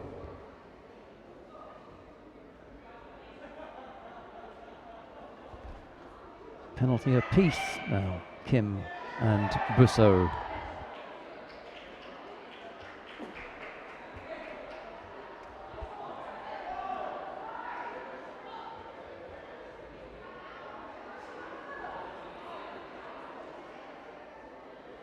What's Mr. Bay worried about?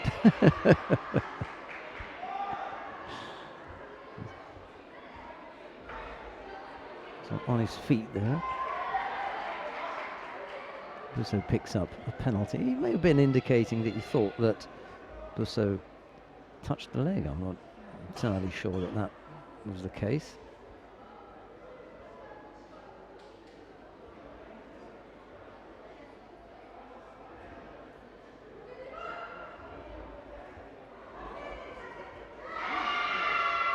Yeah, it was a good effort in the end from Kim as she catches Busso with 40-odd seconds left to go. Just at the right time. Just when you want to come up with a score.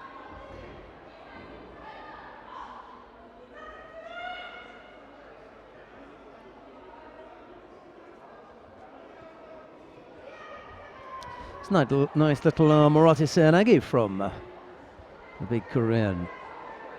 Just managing to get enough of the scoring part of the body down on the side there to come up with a score.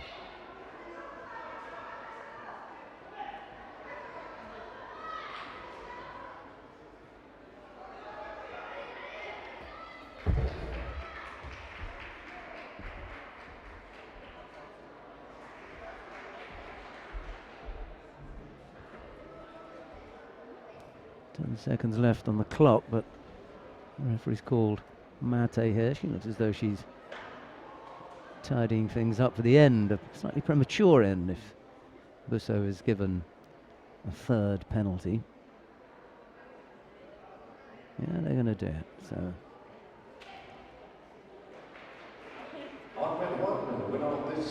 here's then a win for Kim Min-jong.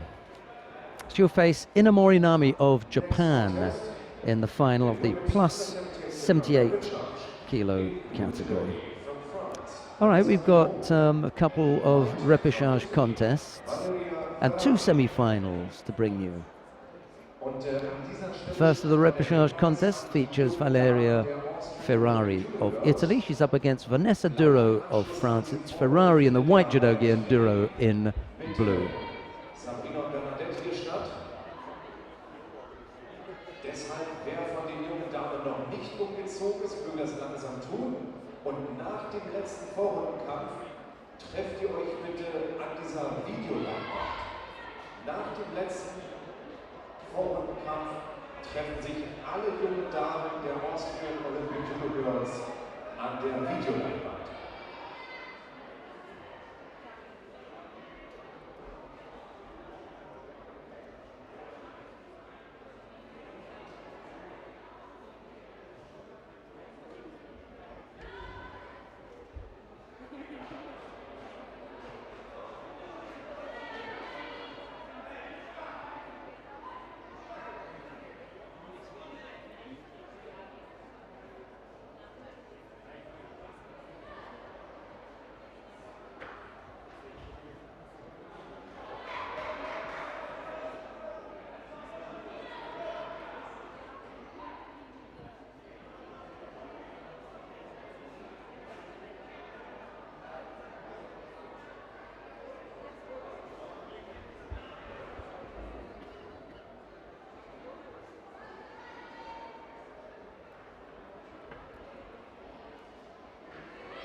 Nice Uchimata effort there from Ferrari as she catches Duro.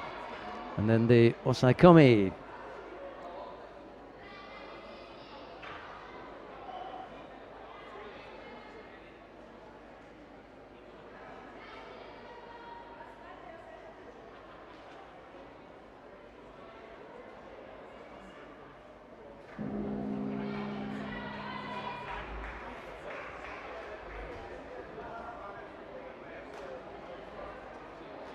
So, Ferrari it is.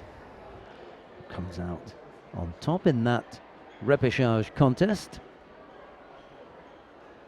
defeating Vanessa Duro of France. Well, we've got three more contests to bring you. The first of these is the semi-final in the under 78 kilo category. Yo Abigail of Hungary faces Hamada Shori of Japan. It'll be Yo in the white judogi, Hamada in blue. Both are 26 years old. After that, haven't got anything else.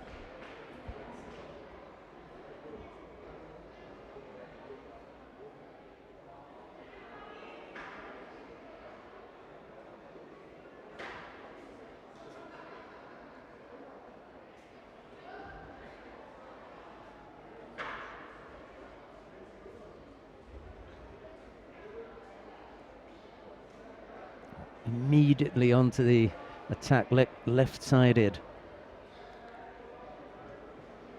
Ujigari, Haraigoshi, the look. Very, very strong. Hamada's going to have to be careful with this. It's Yo who gets penalized for stepping off the area. Almost came up with a counter, and Hamada probably doing the right thing to engage Yo in Newaza, or certainly attempting to anyway, and then realizing, oh yeah, that was nice. I'd give a score for that, for Yo.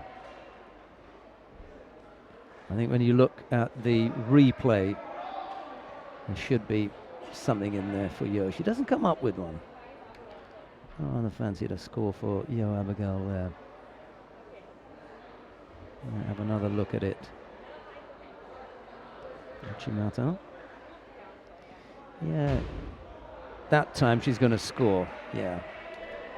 The first time round, I thought that Yo had a little Yoko Sutemiwaza. She brought her opponent down. Yeah, I fancy that for a score.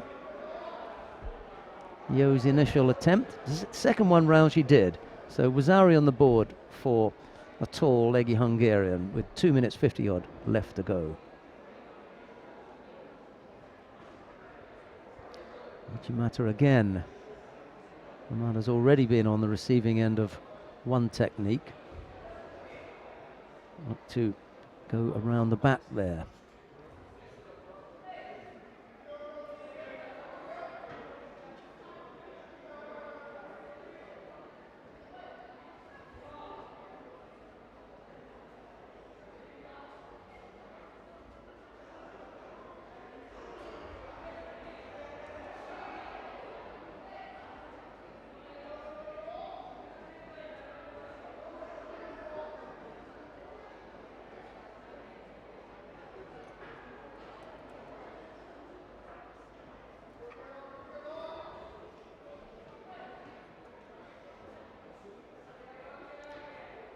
Well, Hamada's got a few things to deal with. One of them is the height and range of Yo.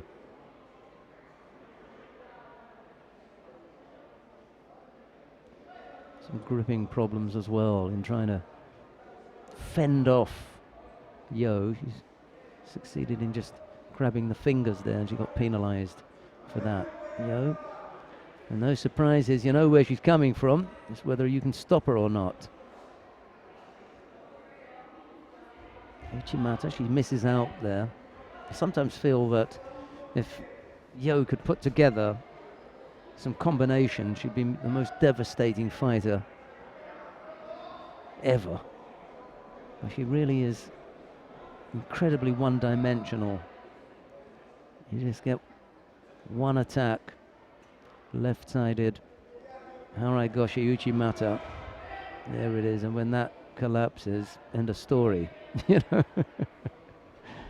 if she could change direction and could come up with an Ko-Ujigari, she'd be amazing. Probably unstoppable, but as it is, what you see is what you get. Chance for the Shimiwaza. All that effort, all that hard work undone by Hamada Shuri in Newaza. Was a neatly executed Shimiwaza. Winner on mat 1. There you go. Qualified for the final from Japan. It's one of the shortcomings, I'm afraid, of Yo Abigail. One-dimensional, despite the fact that that dimension, from times, is pretty devastating. Next contest, the women's under 70 kg charge in the blue judo from Brazil, Barbara Timo And in white from Great Britain, Gemma Powell. Could even be Gemma Howell.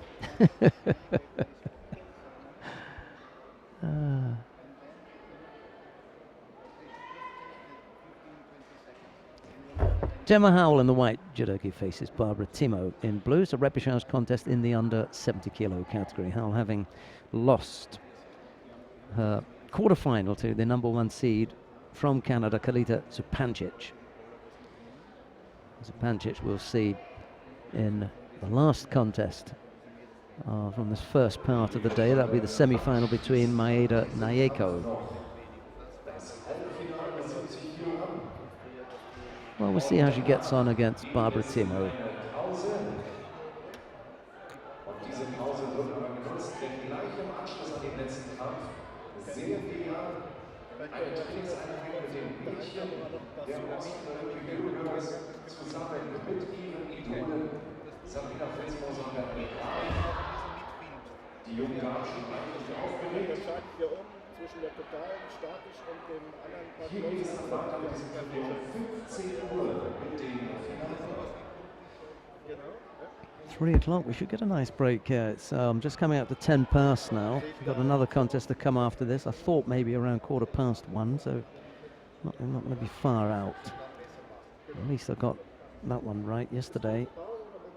I failed to bring you the winner in the under 48 kilos. I had said that, in my opinion, it would be Endo Hiromi. I fell one short. She ended up with the silver medal, losing out to the Olympic silver medalist Cheong Bo Kyung of the Republic of Korea.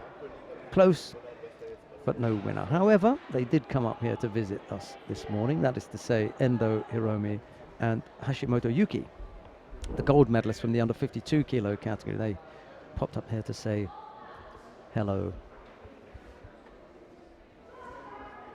That was nice to have them up here. I think you can see them in the background. Actually, Cheong Bo Kyung is just about to walk out of your shot. There in the background, a few of the Koreans taking an early lunch. They came for a bit of a break.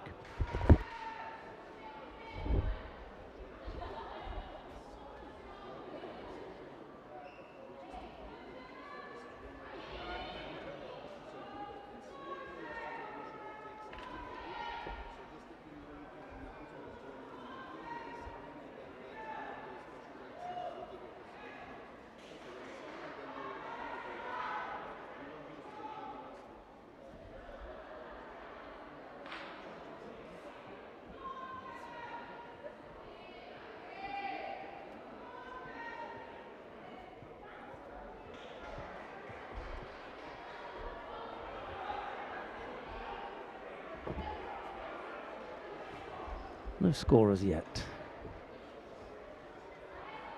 between Gemma Howell of Great Britain in the white judogi and Barbara Timo of Brazil in blue. 1.5 minutes left to go. Both these fighters will be desperately hoping that they can get a chance at a medal. 7th place is not going to do it for them.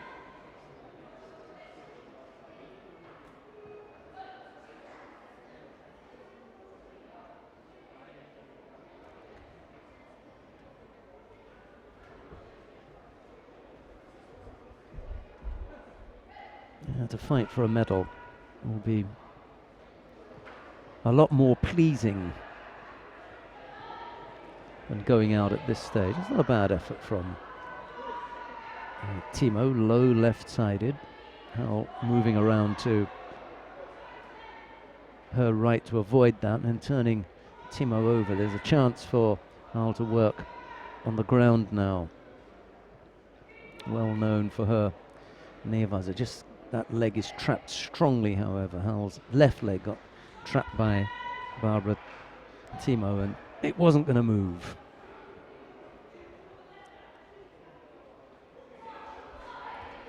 I really think that that's where Howell's strength is. You know, the danger posed by Howell on the ground has got to begin to count, you know, as it does for the other newaza specialists. It really is something, and that's a good effort, yeah. That's Wazari. That's got to be a score for Barbara Timo. Can't believe they didn't give that. That was such a good counter from the Brazilian. She ends up on her back in Osaikami, Tao's strongest position, and that is that. And she taps out as well. She can't believe it. She cannot believe it.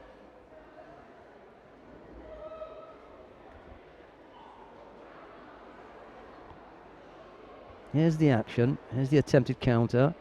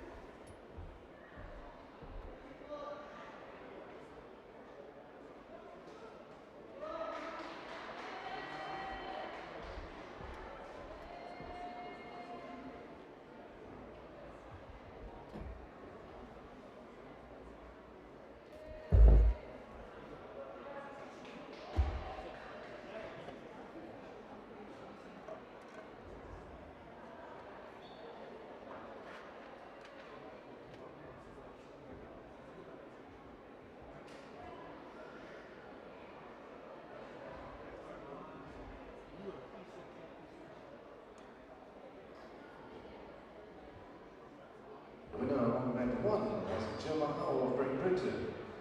The last contest of this eliminations, the semi-final under 70 kg in white received Lita Supancic of Canada, and in blue from Japan, Maida Michael.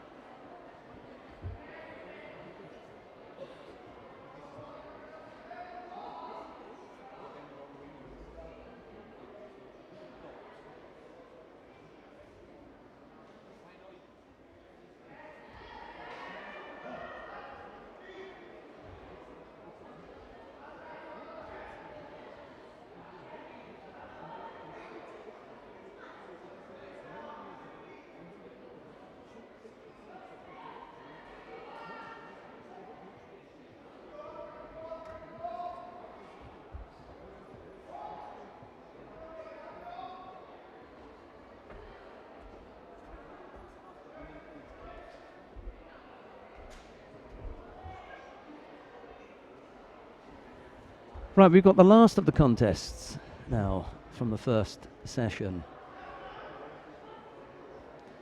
Khalida Zupancic of Canada faces Maeda Naiko of Japan. Zupancic on the board for the first time. There you go. we were waiting for the first positive score from Zupancic, and she appears to have come up with one. There's one on the board anyway. What's happened? He's just tidying up the gi, I think. And we're ready to get underway. She picks up a penalty for her problems, or to add to her woes anyway.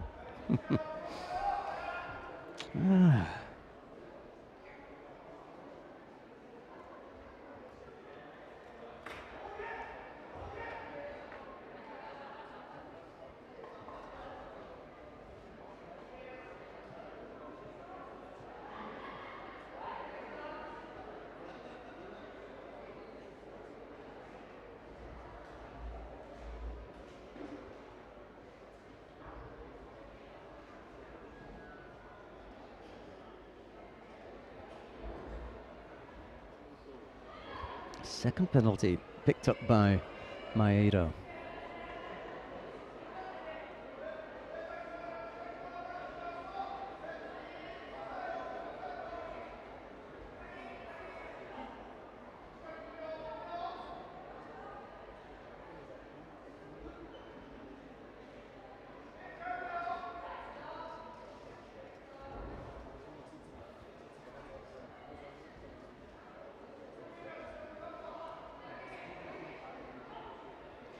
Well, it's not looking good for Maeda. A minute 21. Wazari down, 2 penalties against her. So just beginning to get away from the Japanese here. Needs to come up with a big score.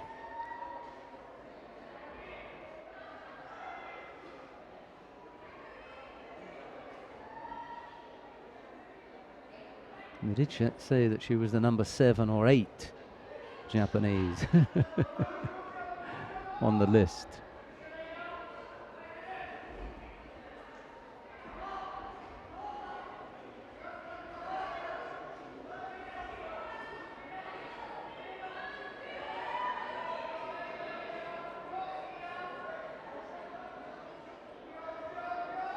And now Zupancic picks up a second penalty with 40-odd seconds left to go. She's got the positive score. She could still take this without going to golden score. Maeda comes up with Wazari, then everything changes.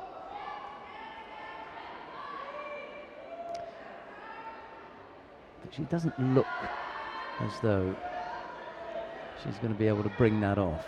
20-odd seconds left to go. She looks thoroughly frustrated, does Maeda.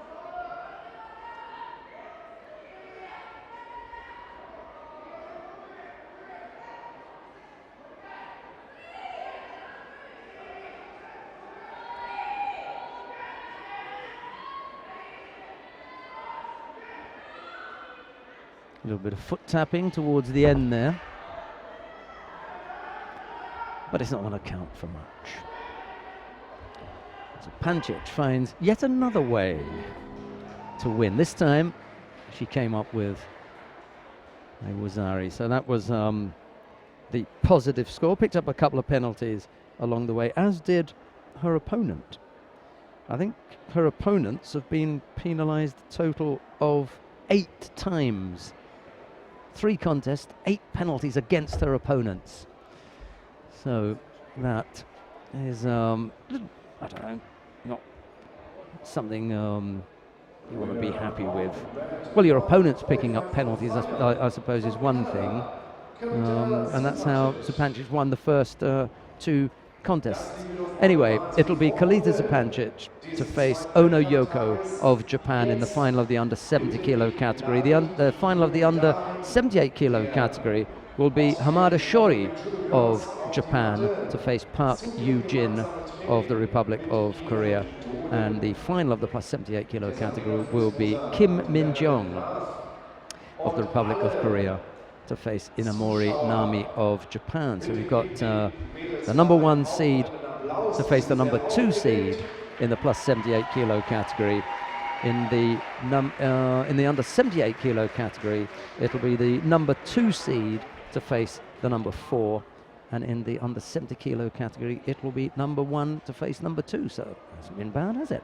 Right, now we've got something a little bit special to bring you here. The Austrian Judo Federation have arranged with a couple of the local clubs to have the mats used during the break. We're going to take a break from 1:20 now here to 3 o'clock. So whilst the tatami is free, we're going to have some youngsters come on for a very special training session with Bernadette Graf and Sabrina Filzmöser, among others. They're about to take to the mat. So whilst we won't have any live competitive judo for you, we're going to keep the cameras on so that you can have a look at what's going on. We'll be back at 3 o'clock with more live competitive action. But I think they're setting up for the youngsters to come on, and we look forward to seeing what Bernadette Graf and Sabrina Filzmoser have got to offer by way of coaching. In the meantime, I can see the dynamic duo making their way over towards the commentary position. The dynamic duo is not Batman and Robin, it's Marty Malloy and Angelica Delgado. Let's take a look at what's happening on the mat because they're about to crash the studio. The dynamic duo, Marty Malloy and a very successful, and I'm really happy for her, Angelica Delgado. Looked really good yesterday. I'm not going to put the headphones on them because I think they're here just to say goodbye. Or not, hello. Hello, you are going to come and say hello. Okay, well, we're going to wait to see what's happening with the training session, and we'll be back with that action in a minute. Stay with us.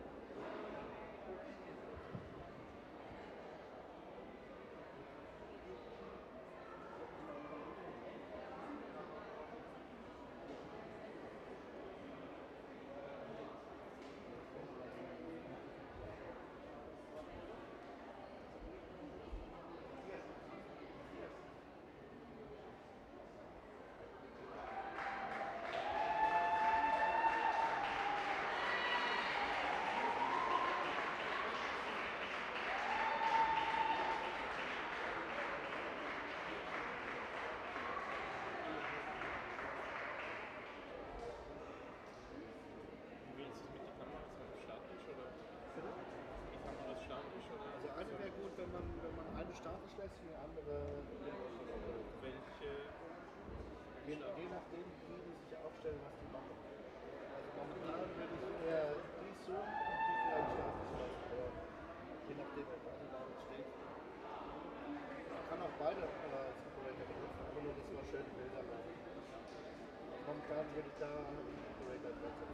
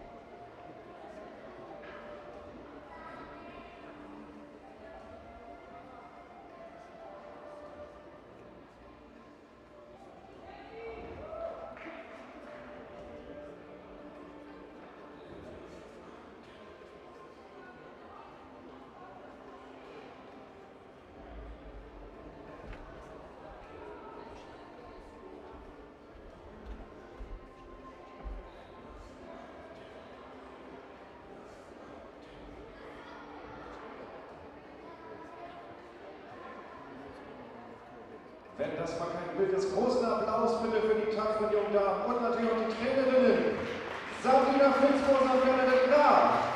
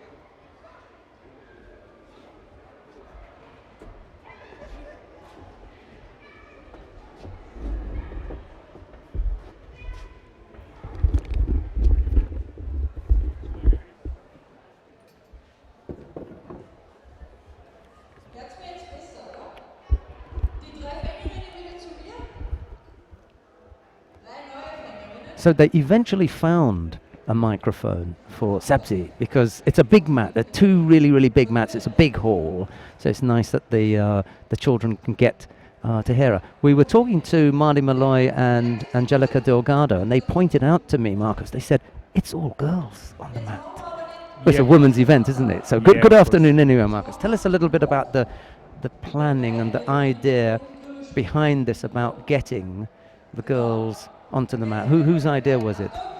It was a collaboration. Thank you for letting me be here. That's okay. I think It's your event. Thank you for letting me be here. No, it's a great thing. Our coaches sat together and they just wanted to initiate a girls' movement that a lot of girls try and try to come to judo and try to stay in judo and try to stay in competitive judo. Yeah. Because especially in young girls in the age 10 to 16, it's hard to keep them motivated to really let them stay in judo and let them be in judo. And we just wanted to have all of them together with our best athletes and have a training there to motivate them to stay in the clubs and stay in judo.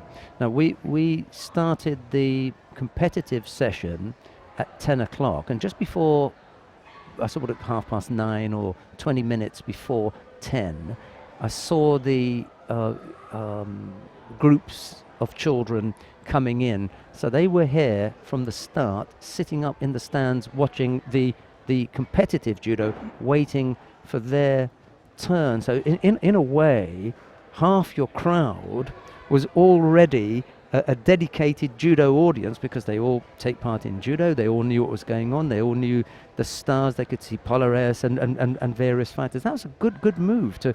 If we look at it, not from the point of view of a session for the children on the mat, but as an addition to the crowd. Of course, like it was a welcome side effect that the young girls were already sitting and experiencing the competitive judo on a really, really high level today. And I think this was, for a lot of those girls, the first real encounter to competitive judo. And so they really start they start in this training really motivated. I think it's a good move. I was talking to Martin Poiger, who works at the European Judo Union head office, and we were talking about the different ways that marketing professionals could help judo associations, federations, or whatever, to maximize the number of people that exist in the sport but don't come here. These are people that exist in the sport but would not normally come here. So this is a really, really positive move, and maybe we need, to think about other things that we could do that would increase the number of things that could happen at an event like this, because this is one of them. We've got a nice break. It's 1:20 or something, and then until 3 o'clock. So the mats are not being used. We're not getting in anybody's way, and here they are, and everybody's happy about it. Could be that after the event that there's something, for veterans or something like that they have to come here at this time. It's just a question of timing, isn't it? And making sure that you don't get in the way of the thing that you have set it up for. It's a tricky one. Exactly. I mean, if you look at yesterday the final block needed to be starting later because the preliminaries needed a longer time. So there wasn't an opportunity to do it yesterday. So we planned it especially for Sunday. On the other hand, we had less Austrian starters today because it was only Michi Polaris. So we had a lot of people more in the hall as a crowd and as an audience. And we don't really just plan it for one or for a singular time. We want to do it like 4 times a year, always in our events or related to some of our events. Attach it to it. Exactly. The next one will be Leibniz, the European Cup Under 21. And then we have a training camp in Linz. And at the end of the year, we have our Austrian National Championships. And we try to combine those 2 events together. Yeah, it's a tricky one, isn't it? Because we know it's a country, Austria, with not the biggest, numbers of participants, but the ones that you have, you want to maximize the opportunities for them. And I think this is a terrific idea. Sabine Filzmöser is on the mat now. That's the voice that you can hear in the background. She is at present leading this. Oh no, it is now Bernadette Graf who's taken over the microphone. It's her turn. To introduce the children to a second game. So Sabzi's had her first game, and now there's a second game. Now, having coached myself, the idea behind the games is not just fun. of course there's the fun element, but there's also the warm-up element. So whilst they're getting involved in their games and they're enjoying this, they're also getting warmed up. So there'll be a series of exercises and various other things after this, but without the children really realizing that this fun aspect is actually part of the preparing the body to do judo. So this is a nice thing here. Of course, especially with children, you need to go on this way. And I think another good opportunity for games is that people get to know each other. I mean, they're from several parts in Austria. Some of them have never trained or seen each other before. Yeah. So I think this is a good opportunity to warm them up, to have or make them have fun, and to get to know each other. Somebody said, these are really nice pictures of Sabrina and Bernadette Graf, and somebody said to me, they wrote an email and said, I think that you have Bernadette Graf as one of your favorites. And they wrote to you. Yeah, they wrote to me and said that. And I'm normally very diplomatic with what I say and how I answer things. And I wrote back and attached a picture of Bernadette at the European Judo Union awards presentation, because a few years ago she won the award when she was junior world champion. Yeah, so she came to that night, and I'd never seen her, dressed up and looking lovely with her hair done and everything. So there was a picture, and I took this picture and I sent it to them, and I added, and you wouldn't. Besides that, she's really a great person. She's lovely, absolutely lovely.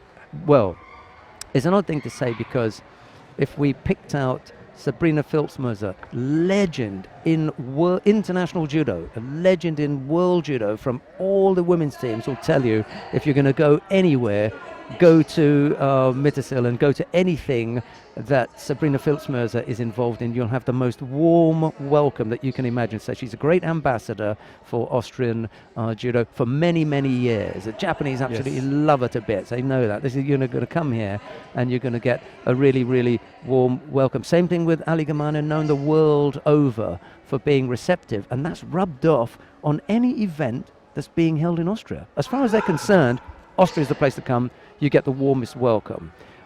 Bernadette Graf and Catherine Unterwürzacher never turned down an interview, are never negative, always friendly, always laughing, always smiling. What more could you want? It's terrific. You definitely have to point out her Sabrina's exceptional personality, and that was kind of a goal for us in the last 2 or 3 years, that we knew someday Sabrina will have, or she will finish her career as an active athlete. She will remain in judo, of course, in some kind of relation, but we tried to send a lot of our younger athletes together with her to training camps, to Japan.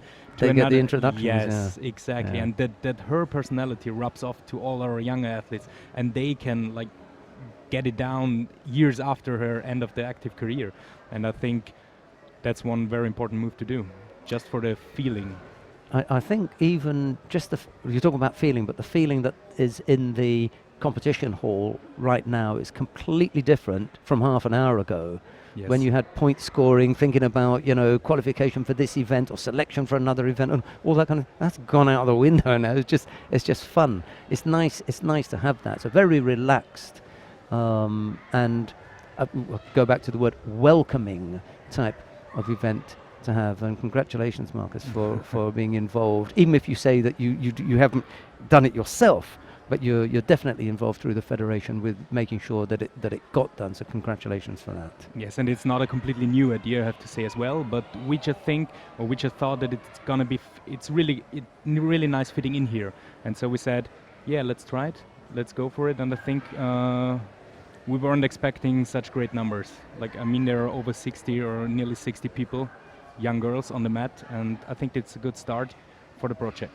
Well, we're going to leave you at home with the pictures that you can see on your screen at the moment. It's Bernadette Graf and Sabrina Filzmoser on the tatami in control of a group of 60 young girls who've come along to the European Judo Open here in Oberwart in a chilly Burgenland, but it's lovely and warm in here. So it's one of the most attractive areas of Austria, and if you ever get a chance to come and visit, then you're assured of a warm welcome even outside of the judo in Oberwart. And Oberwart, we're actually staying in a place called Bad Tatzmannsdorf, which is a spa type of village with lots and lots of hotels that have got all kinds of activities going on. They're normally health related, so spa, sauna, steam, all kinds of treatments that you can have. I have not availed myself of any of those. I've been working so hard for European Judo Union.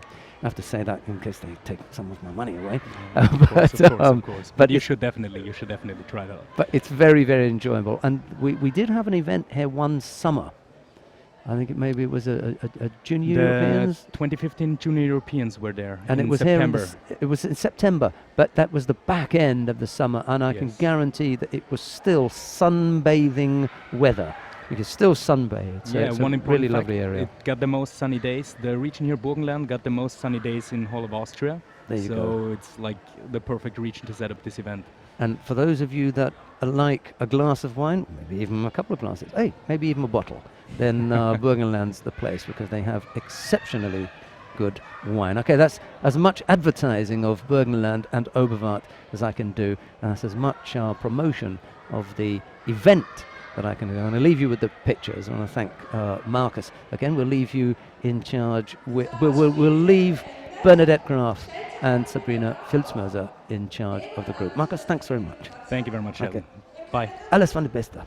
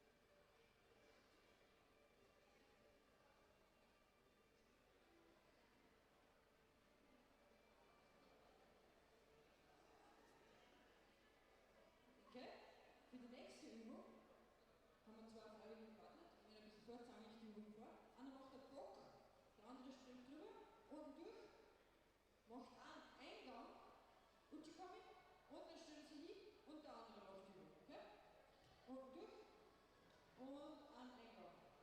Schön mit Zug und los geht's.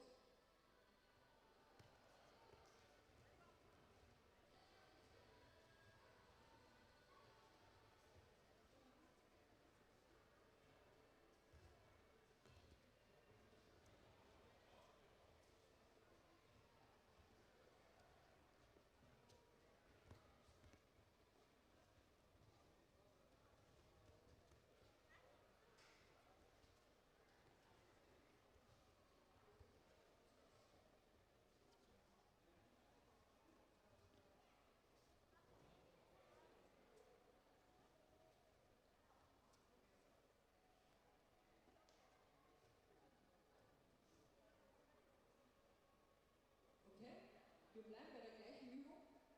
Allerdings machen wir jetzt so, einer macht den Bock, springst wieder oben drüber, unten durch. Und jetzt machst du eine Technik in die andere Richtung, nach hinten, Osoto oder Kochi, Ochi, genau. Ohne Wurf, nur Uchi kommen, okay? Super. Jetzt schon, los geht's.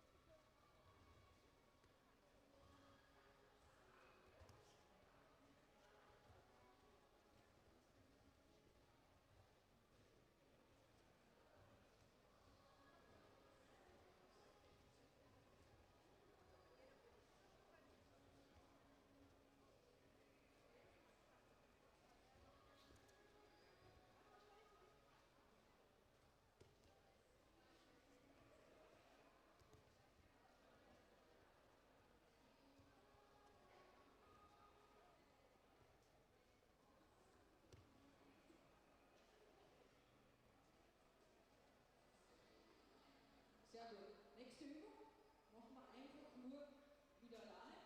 Beintechnik, okay? Ich zeig's vor, ihr macht es noch.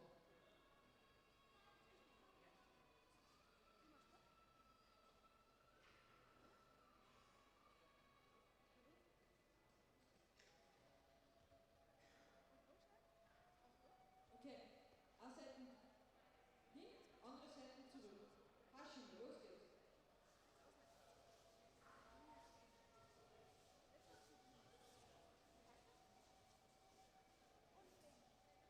Und zurück andere Seite, genau. Die Hände nicht vergessen, die müssen mitarbeiten. Zug nach unten, nicht nach oben. Okay? Aus der Rückwärtsbewegung machen wir jetzt Kochi, wieder mit den Händen.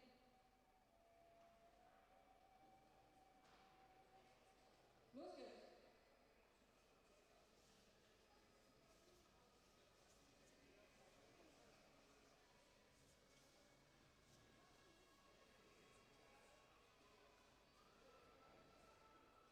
Und zurück das Gleiche.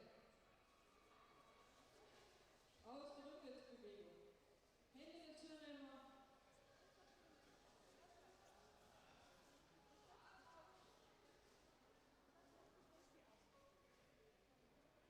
Genau, findet sich wieder jeder seinen Partner. Der Partner ist zwar zur Position vor. Ein Partner legt sich am Bauch. Der andere springt oben drüber. Der untere Partner macht Liegestütz. Die kratzelt wieder durch. Und dann wieder drüber springen. Und wechseln. Du legst dich am Bauch, okay? Das muss ganz schnell gehen. Hopp, hopp, hopp, zack, zack, zack. Los geht's.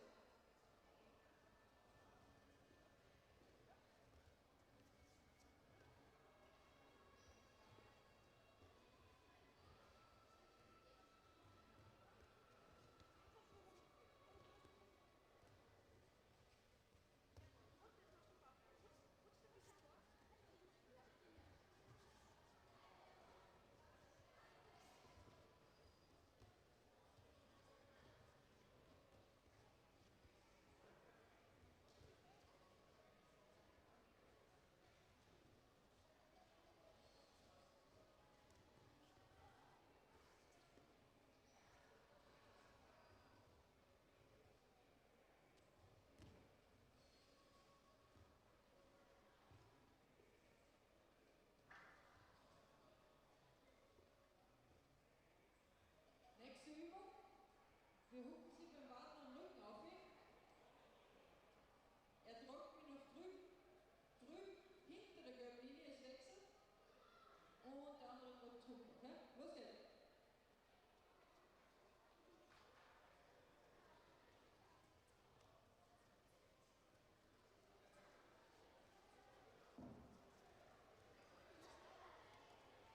Sehr gut.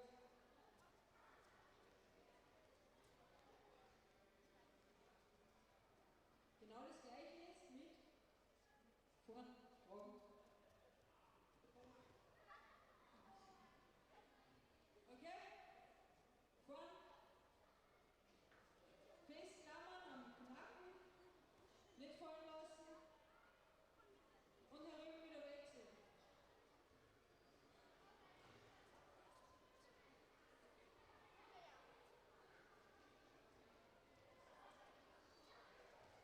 Greift ruhig zusammen mit den Händen. Nächste Übung.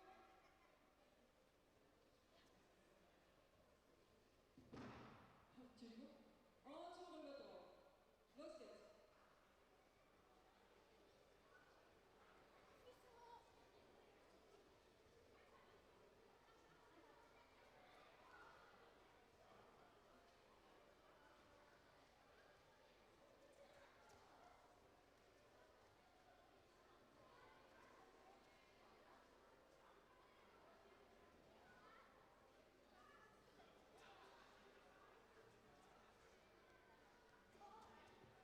Super, und wenn wir jetzt schon so kräftig sind im Trag, gehen wir zu 6 zusammen. Sucht sie immer 6 Leute zusammen. Ist egal, ob es gleich schwer, gleich stark ist, wurscht. 6 Leute zusammen.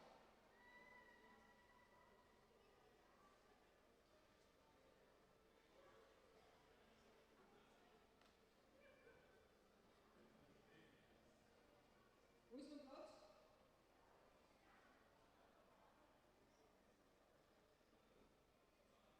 Okay, es ist jetzt nicht so einfach, aber ich überlasse euch das selber. Anna legt sie am Rücken. Wenn ich sage Hashime, das ist ein Wettbewerb, okay? Wenn ich sage Hashime, schnappen die übrigen 5 denjenigen und schleppen ihn nach drüben, wie auch immer. Ganz egal. Über diese gelbe Linie, da lasst sie nicht fallen, sondern legt sie nieder. Dann legt sie der nächste hin und drüben ist Wechsel. Immer hin und her. Okay, es ist immer bei anderen dran. Wir starten hinter der gelben Linie, dahinter, und ihr steht alle. Wir fangen noch nicht im Liegen an. Ihr steht hintereinander. Das ist die Startposition. Wenn ich sage Hashime, dann geht's los. Wenn ihr alle durch habt, ist das Ende von dem Wettbewerb wieder in einer Linie hintereinander stehen. Die schnellste Mannschaft hat Hunger. Die schön hintereinander stehen, so wie beim Beginn des Spiels. Hintereinander, in einer Linie hintereinander stehen, so fangen wir an. Lasst ein bisschen Abstand zur nächsten Gruppe daneben.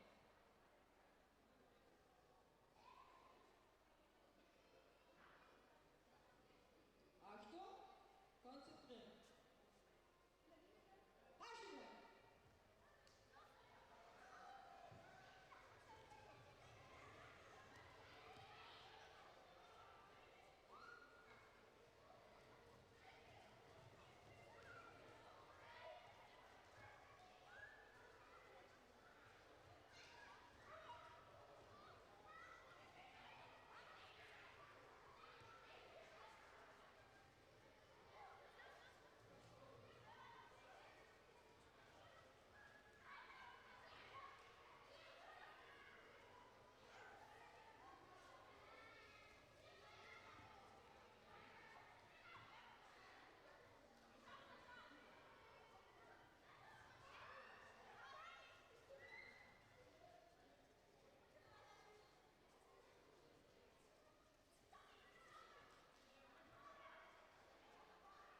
Sehr gut. Das war so super schnell. Aber ein paar stehen nicht richtig in der Linie. Die stehen sauber. Die stehen auch sauber. Und jetzt stehen auch sauber. Super. Okay, wir bleiben in der Linie. Jetzt fangen wir an. Ohne die Füße grätschen. Der letzte, der absolut unten durch, ein Stückchen vor den ersten. Ganz eng zusammenstellen. Okay? Hinter der gelben Linie fangen wir an.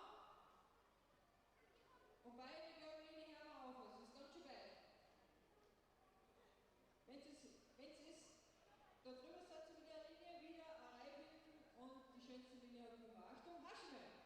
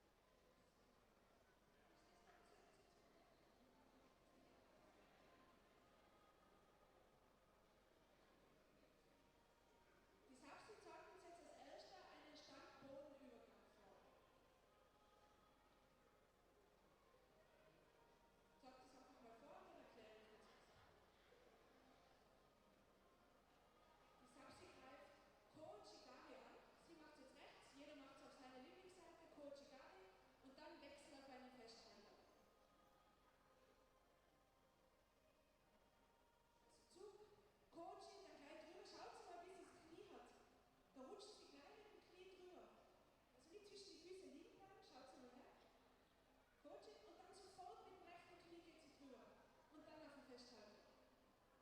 Und oben immer schön einhalten. Nochmal. Coaching, drüber steigen und dann sofort auf die Füße geraten.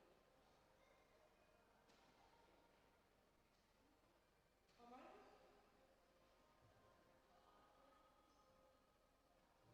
Habt ihr es alle gesehen? Habt ihr es alle verstanden? Okay, dann jetzt zu zweit zusammen, verteilt euch auf der Matte und dann übst es.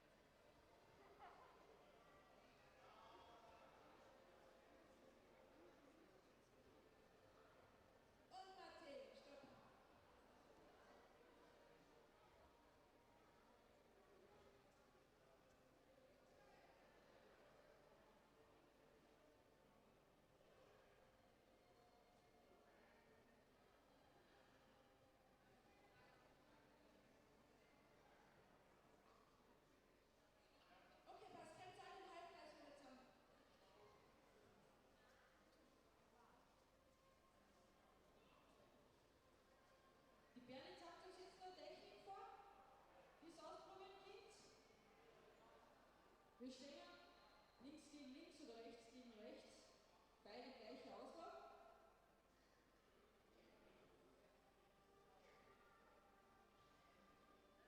Sie zeigt es ein paar Mal vor, damit Sie es genau erkennen könnt.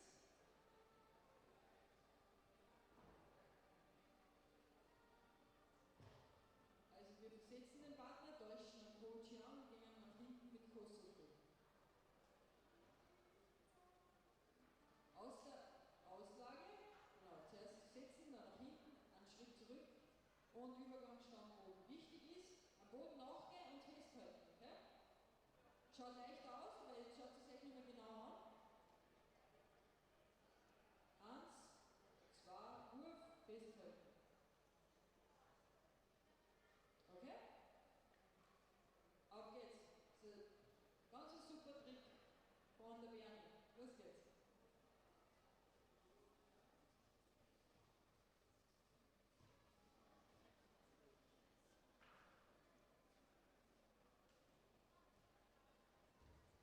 Der Wechsel vom Coach auf den äußeren Fuß passiert alles mit dem gleichen. Also ihr täuscht zum Beispiel rechts gegen rechts, mit dem rechten Fuß an und mit dem rechten Fuß geht es dann außen ein. Es ist immer der gleiche Fuß, der arbeitet.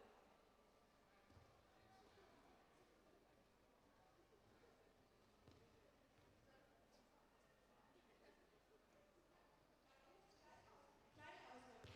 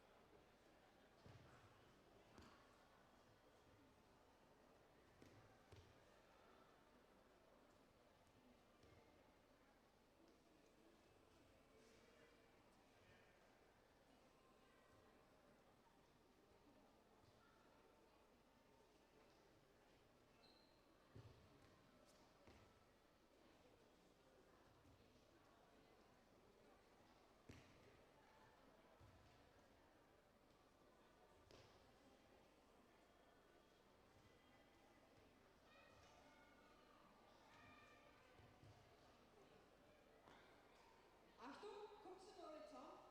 Es schaut einfach aus wie sie was, aber die Bernie sagt uns jetzt nur mal genau, dass ganz wichtig ist, nicht nur auf die Beine denken, sondern was sie macht mit der Hand.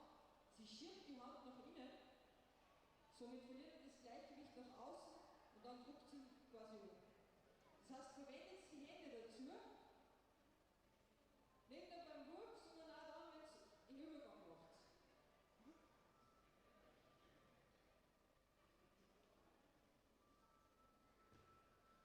Habt ihr gesehen, was sie mit den Händen macht? Sie schiebt quasi in die Wurfrichtung. Okay?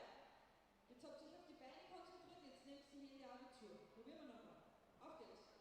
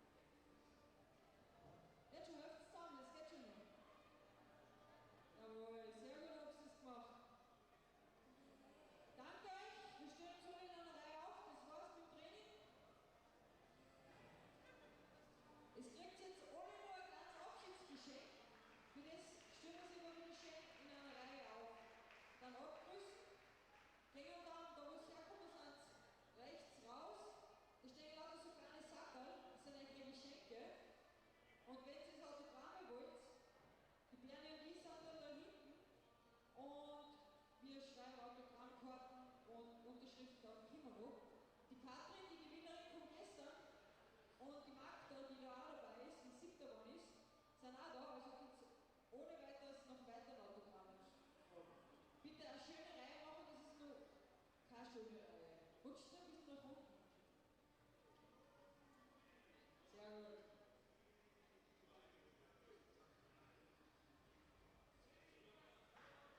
Da hat er einen Platz, genau. Dann und zwar, rutschst du ein bisschen nach.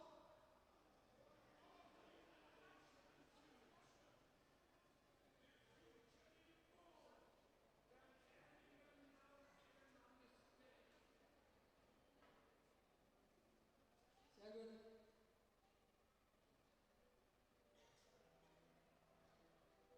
Passt. Abknie. Denkt so kurz nach, was ihr gelernt habt, was wir durchgemacht haben. Nehmt es mit nach Hause. Trainiert es fleißig und dann funktioniert das, okay? Im Wettkampf habt ihr viel gesehen, auch viele neue Sachen, viele Sachen, die Japaner, Koreaner, aber auch in Österreich gut gemacht haben. Das merkt ihr auch, okay? Achtung!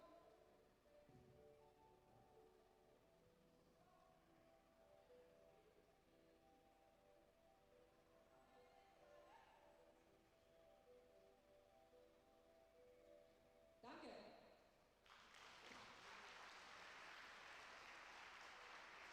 Jetzt alle da rechts und ein Abschiedsgeschenk.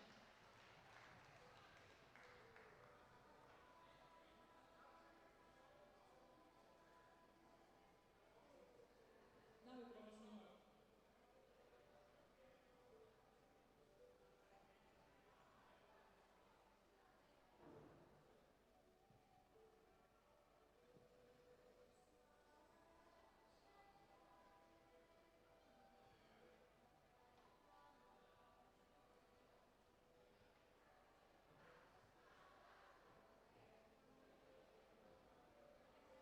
So, liebe Freunde, das war das Projekt Austrian Olympic Judo Girls. Wer in die Gesichter der kleinen Mäuse und auch der schon etwas größeren Damen geschaut hat, hat bemerkt, wie begeistert sie dabei waren. Nochmal einen ganz herzlichen Dank an die Sabrina Pilzmoser und die Bernadette Graf, die das ganz fantastisch gemacht haben.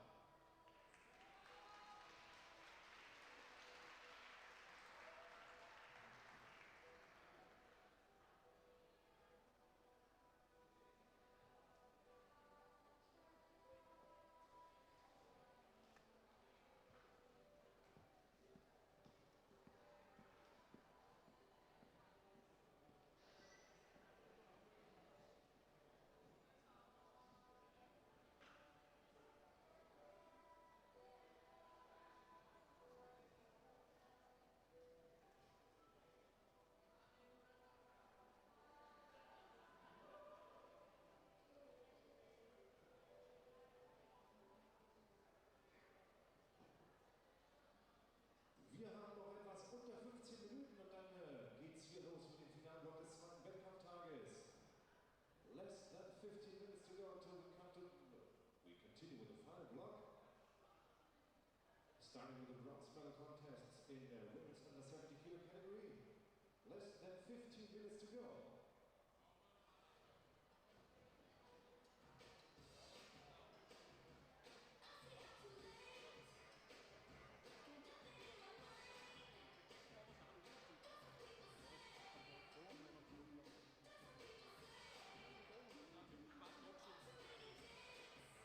Die har den world meter och bara huvudskadad.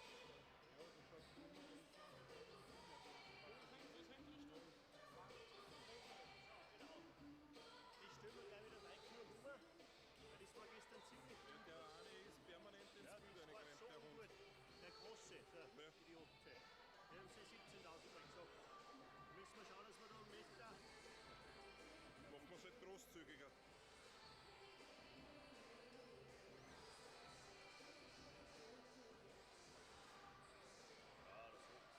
Aber für mitten einer, nein, er stößt ganz viel, oder? Ich schau nur, dass es sich ausgeht, auch, weißt du, was ich meine? Das ist gestern auch. Wenn es weiter vorne steht, ist. Ja, we are limited a little bit. Yeah, I see.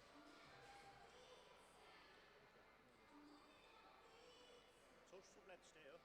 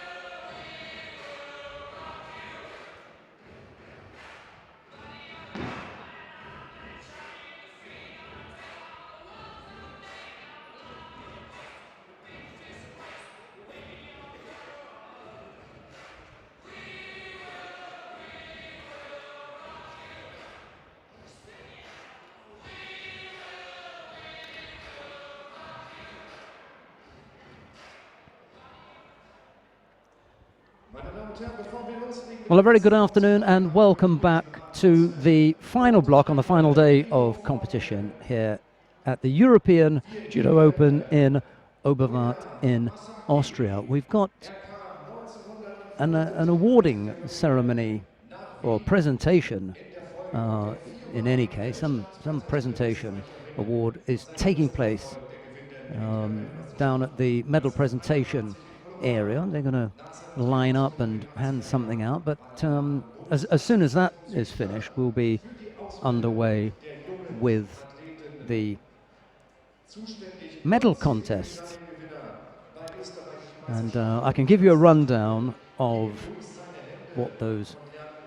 Well, anyway, the first contest. Let's just take a look at who we've got in the first contest. Gemma Howell of Great Britain will face Alice Belandi of Italy.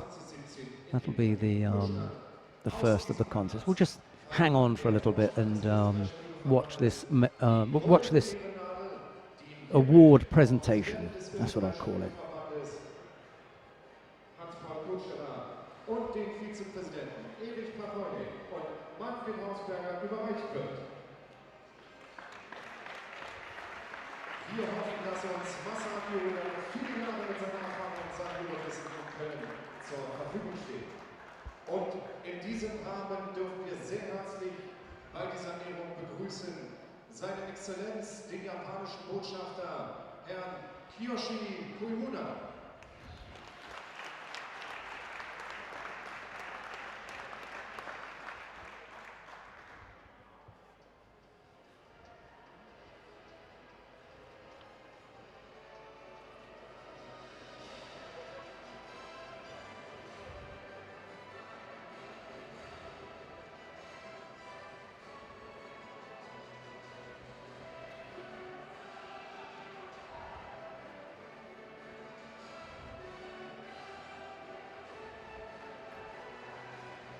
Bitte noch einmal einen großen Applaus für Masaki Ueda.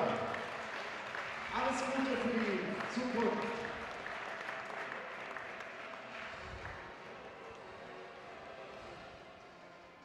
Und nun, liebe Judo-Freunde, ist es Zeit. Wir kommen zum ersten Bronzemedaillenkampf des zweiten Wettkampftages. Ladies and gentlemen, now the bronze medal contest. Right. We've got the first of the bronze medal contest about to get underway, and it's, as I said a little bit earlier on, Gemma Howell of Great Britain to face Alice Belandi of Italy. It'll be Howell in the white judogi, Belandi in blue.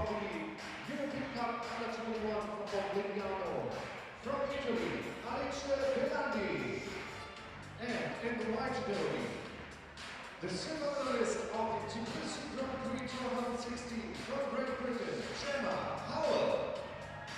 Clap, clap, clap, clap.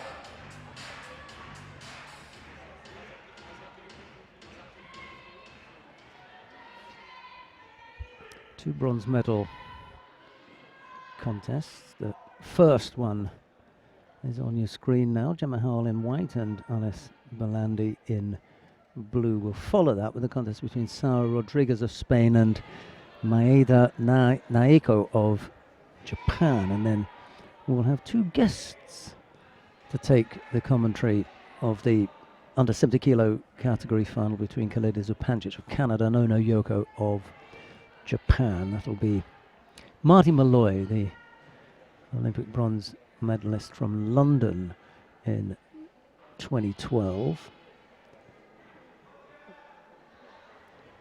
And Angelica Delgado. Both fighters medalled here yesterday, the opening day of competition. They sent two fighters and they both ended up with bronze medals. Angelica Delgado took a bronze medal in the under 52 kilo category, and Marty Malloy took a bronze medal in the under 57 kilo category. That was the strength of the US team yesterday. They were 2 for 2.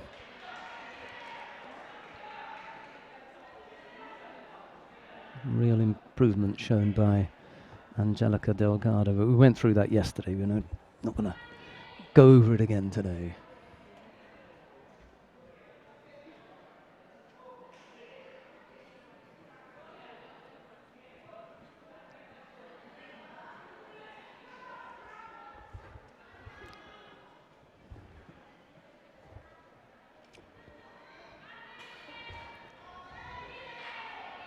Well, threatening there with that Koichi Gake, and she brought Belandi down onto her side.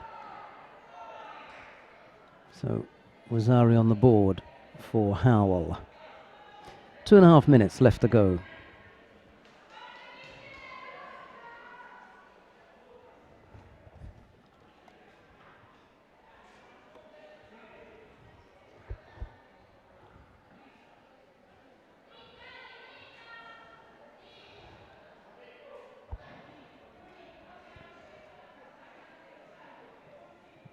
Italian just a little bit slow to get back to her feet.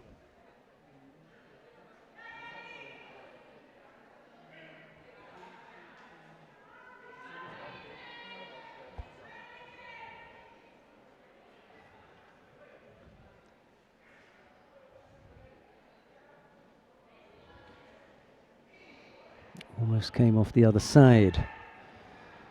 That would have been a bit of a bonus for Belandi there. Yeah, the Sangaku from Howell wasn't quite tight enough. And the Italian able to escape. There are not many who managed to escape from a Sangaku applied by Gemma Howell.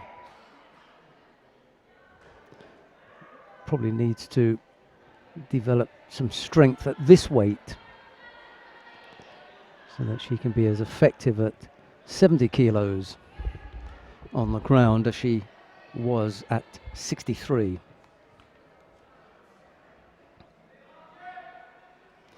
Comes in with a good reputation. There is again a modified hold, and Belandi a little bit surprised by that, and then she attempts to get out and realizes, well, hang on a minute, I am actually completely trapped here and I'm not going anywhere. That helps with the hand as well. That left hand up on the thigh is nice and strong, and that is an extremely well worked bit of Osai Waza from Howell. We're going to call that, or I'll just label it from the time being until corrected. Kuzuri Sangaku Gatami. So perfectly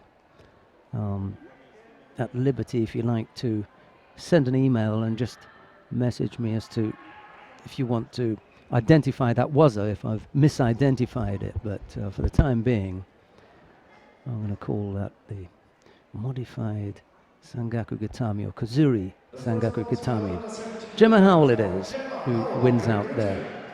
Neatly executed piece of Newaza, and a hand from Belandi. He actually gave a clap to Gemma Howell, almost in some way saying, hey, you know, that was that was well done.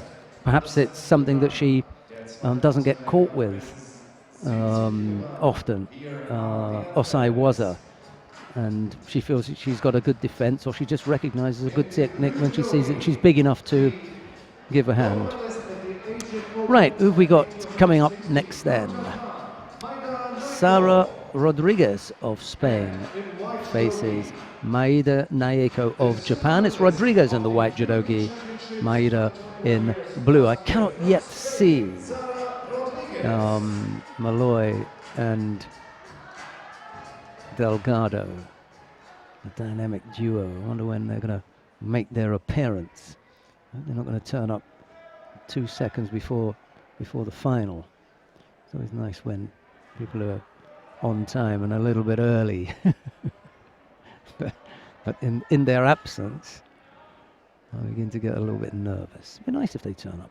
Two good young American fighters, and as I say, successful yesterday, both of them in picking up medals. They both ended up on the podium. Maeda has not been as effective as she would have liked. I know that's a funny thing to say, but or maybe it's a bit of an understatement. And it's perfectly possible that we may be able to speak to Jamal. I wonder if we can get to Say hello to Gemma.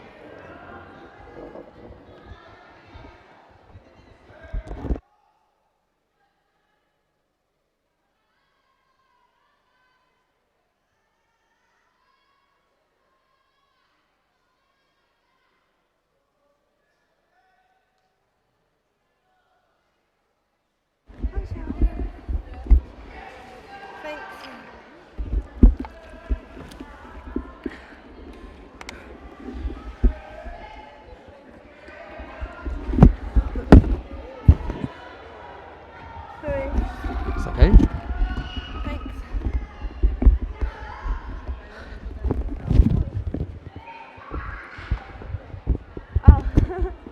It's not me that all of a sudden has become breathless. It's Gemma Howell that you can hear in the background, the bronze medalist in the under 70 kilo category. A really, really nice piece of Nevaza. Twice today, you've executed the same technique. Yeah. We identified it as Kazuri Sangaku Gatami. It's a modified Sangaku, where you don't actually trap the arm in. It's trapped underneath the body. Yeah, I kind of forget the legs with the Sangaku. You didn't see the Italian at the end. I think you were bowed and walking off, but she was clapping you. Oh, that's nice of her. She'd seen it earlier on. Yeah. And when you initially put the hold on, she didn't think it was Osekomi because she felt that she could get out until she tried to get out and realised, I'm really caught here. Yeah, I think I did hear her like make a noise in a bit of frustration. First of all, she didn't see it coming. She kind of fell into it. And then when she did realise that she was trapped, she realised she also couldn't move. And hey, that was neatly done. I didn't see that coming. And I thought it was really sporting of her. It's very nice of her. She can do it again. Yeah. Anytime she fights you. She's not going to let me do that next time, that's for sure. How is the move from 63 to 70? Because how long has it been now? I've only done 2 competitions, so it's not actually a move, it's more of a temporary thing. Because I think I'm too short for 70s. I'd have to be really fat. I think there might be a few people who disagree with you. All the ones that you've just beaten. It's more just target this year is don't get injured for a year. That would be nice. So then just want to try and improve my performances. How were they, strength-wise, compared to 63? Did you feel a noticeable difference? Surprisingly not. Like I did Arlon 2 weeks ago, and I thought maybe because I'm fighting some of the younger players, but then same again this weekend. Like, don't really notice it. It's more of a judo thing. There are some nice things about your judo, and I know you'll go back and you'll look at those things, and hopefully you're going to get the highlights that don't have my commentary on. Okay, yeah, I didn't have the best performance of today, that's for sure. Well, so to come away with a medal, I'm quite happy. But there's nothing in there that you couldn't tighten up. Nothing in there that you couldn't have a look at and think, right, we're not going to do that again. And then there was one. I don't believe it. Yeah, no, it wasn't the best day, that's for sure. So, but it's easy for people to say. They're not puffing and blowing and someone at the end of your arms and everything. It's very easy for people to say, you shouldn't have done that, you shouldn't have done that. I thought it was a good performance. I'm pleased that you have come away with a bronze medal in particular, because you had your family here, didn't you? Yeah, no, they're my biggest fans. My mum and my auntie and uncle. They came to Ireland with me. They just like book it at a day's notice and then tell me they're coming. But it's good, and then if I haven't got enough water, they're on hand. Yeah, well, I'm pleased for you. You've only got 2 other things to do then. Possible. Have you got? Is there doping control here? I'm hoping not, because we have a flight in a few hours. Okay, well you so probably sail through that anyway. And then you've just got the medal presentation. Yeah, and home time. Congratulations. What's next for you then? So we're going to Japan, like the whole British team, in a few weeks. So we'll be there for a couple of weeks, do their national training, and hopefully get a good block of randori. You're going to be there with Catherine Underwertsacher. Oh, okay then. Because I spoke to her yesterday and she said the same thing. So we'll meet them. Their national training centre, and then probably for a week with Komatsu or one of the teams or something. Yeah. Not sure. Yeah. So no, that should be good. And then Turkey Grand Prix is the next one. So stay healthy. Yep. Give yourself some time to think about whether you stay at 70 or you go back down to 63 and enjoy it. Congratulations. Thank you very much. Gemma Howell, bronze medalist today in the under 70 kilo category. Keep her happy for a while, won't it? Yeah. Whether she stays at 70, or 63. We don't know, because as Gemma just said herself, she hasn't yet decided. Okay. And whilst all of that has been going on, Rodriguez and Maeda have ended up with golden score. So we'll sort that out in a minute. And I can see the dynamic duo making their way over here now.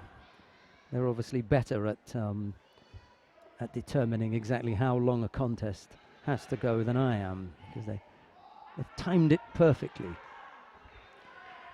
Timed their arrival just in time for the upcoming matches. Is that one going then?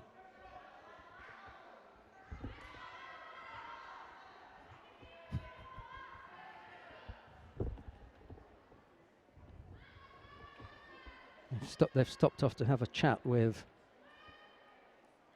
Gemma Howell. So it won't be long before they have a nice effort there, left-sided from Maeda. She manages to lift, just with her legs, she manages to lift Rodriguez off her feet, but doesn't quite come up with a score. So you can hear at home, both, Catherine Unterwertsacher said to us yesterday that she's going to be going off to Japan, and now we've heard from Gemma Howell that the British team are going to go off to Japan, so a few of them out there, they're practicing, possibly all together. Anyway, it will be an interesting time.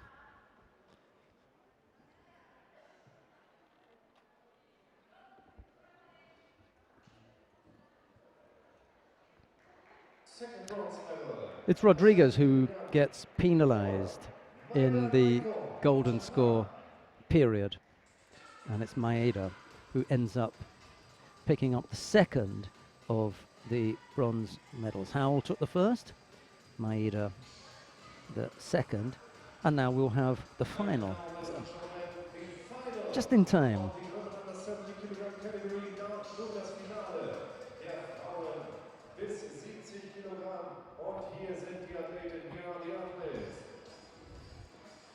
Right, and just in time, I can hand over to, first of all, Marty Malloy. Good afternoon, Marty. Hey, Sheldon. You're going to take this over because I'm out of here. Excited to. This is, I'm going to hand over to Batman and Robin. Batman. I'm Batman. Come a bit closer. Batwoman. come a bit closer, right? And I'll leave you in the capable hands of Marty Malloy and Angelica Delgado. Okay. So we are excited because Kalita is our friend, and she's made it to another final this week. Last week she was in the final in Paris, and she walked away with silver, but let's see what she's going to do today. And this is the second Japanese she had to fight today, right, Angie? Yeah, she beat the other one in the semifinal. Semifinal, I think she had Hansukamake, right, in the overtime. Yeah, she got the third Shido. Third Shido.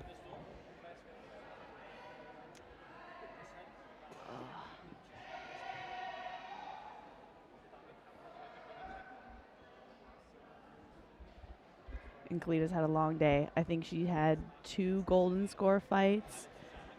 She's already went through one Japanese player today who, like we said, she beat her with the third Shido in overtime. And then she had a golden score too, her very first match with the Italian of the girl. day. Yeah, it was a tough fight. I mean, it's no fun to have a long fight in your very first match, drawn out that long. But she ended up getting that one with, I think, a third Shido as well. And I'm wondering if she's fought this Japanese girl before. Yoko, oh no.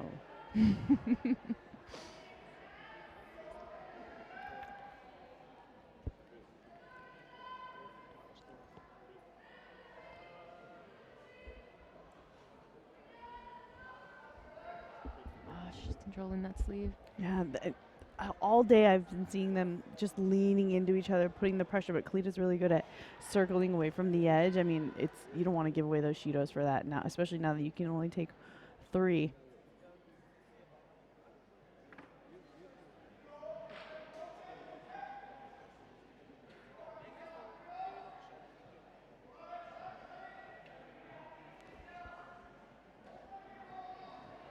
they're both fighting hard for that. Oh.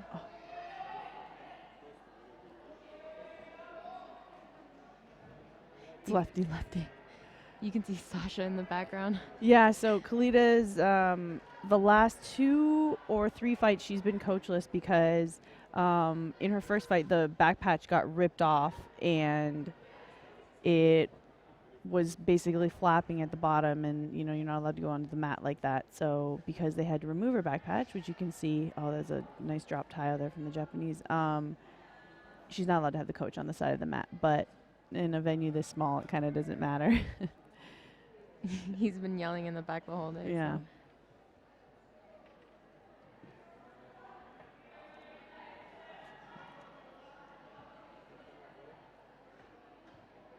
Okay, just about 90 seconds left. No score, no Shido. A lot of fights have been going to golden score. They have. I mean, you hate to see them decided by Shido, but there's also the situation where if your opponent has 2 Shido and you go into golden score, you can take 2 more Shido. So that's always nice. Buffer. Ooh, she did a nice side there. Oh, she's got the it's top got the grip. high arm. Oh, Nice. Nice. I feel like Kalita has picked up the pace as the day went on. Like in the few earlier fights, it kind of felt like she was struggling to get her groove, but now, I mean, she's on point. But I think the Japanese players, they push you, so you have to become more reactive. And she's been getting more and more aggressive, and her attacks have been better as the day goes on. 1 minute to go.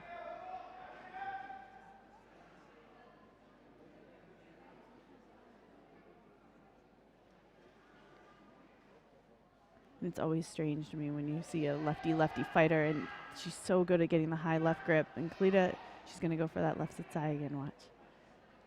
2-on-1, careful there. Oh.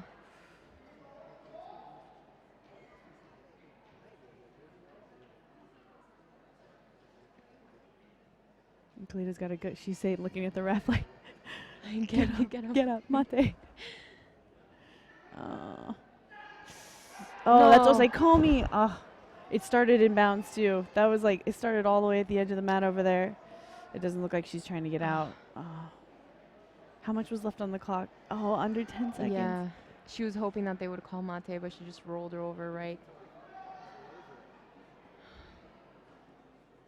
No.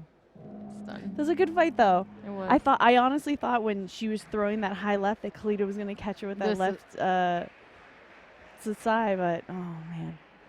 So we've got 48 Japanese silver yesterday, 52 gold, 57 gold, 63 was Katrin, the Austrian, and now we have 70 kilo gold for Yoko Ono. So it's okay. You can't be mad. 2 silver medals, 2 weeks, training camps in between. I mean, good for her. It was a long day. It was a really rough day for her. Rough? Rough. Long day. Long day. Bye, Angie. I'm gonna steal the headphones from Angelica Delgado. You two were supposed to bring Kalita Zupancic good luck. What happened to you? I guess we're bad luck. How did that happen? I was just saying though, 2 silver medals in 2 weekends. That's nothing to complain about, When you begin to add them up on the points and everything, I don't think there's going to be a problem. She's going to look back at that period and think, there were certain things that I wanted to achieve, and I've done those. You take that one. You want to take Oberwart and put that down on your CV. Good luck with that. Well, you know what? We came here for the fights. Of course you want to walk away with a medal, but getting those matches under your belt when there isn't a lot of pressure. It's not the World Championship. It's not the World Masters. Figure out what you need to work on. And so she'll take something from it. We're just going to introduce very quickly the next of the bronze medal matches in the under 78 kilo category. Valeria Ferrari of Italy faces Ogata Akari of Japan. It's Ferrari in the white judogi, Ogata in blue. And I know that you girls have got other things to do, and we've already kind of shuffled Angelica out. So we might shuffle Marty out, because she's not the happiest in the commentary box, despite the fact that I think she's one of the best. So we'd very much like Oh. Marty to come and join us. Thank you. I enjoy doing it. I just sometimes I guess the sound of your own voice can be annoying unless you have a very nice accent like you. It's not really that fun to listen to. Do I owe you money or something? I mean, where did that come from? I speak the truth. I speak the truth. I don't like the sound of my own voice. I never go back and listen to the things I've said. I just get some messages from people that say, you spoke, that word that I can't say on air. Or, wow, man, I really like what you said, because it was their son or daughter that won, you know. My But parents were otherwise, one of them. it's everything in between. But I genuinely mean it. Sasha Mehmedovic, yourself. There are a few people I think that could really come and do this, and you want to give serious consideration to that time that is sadly coming, Marty.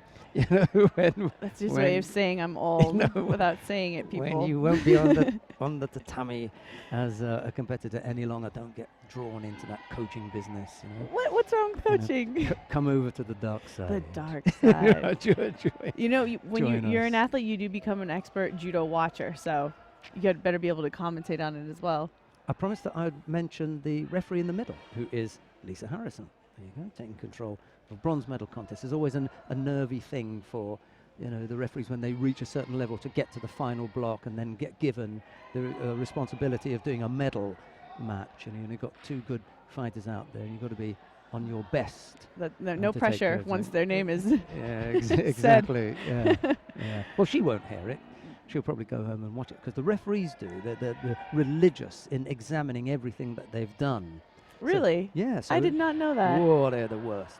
They are the worst. I bet there's a million referees out there listening now, or a lot of the people are, because this is the way that they get their practice.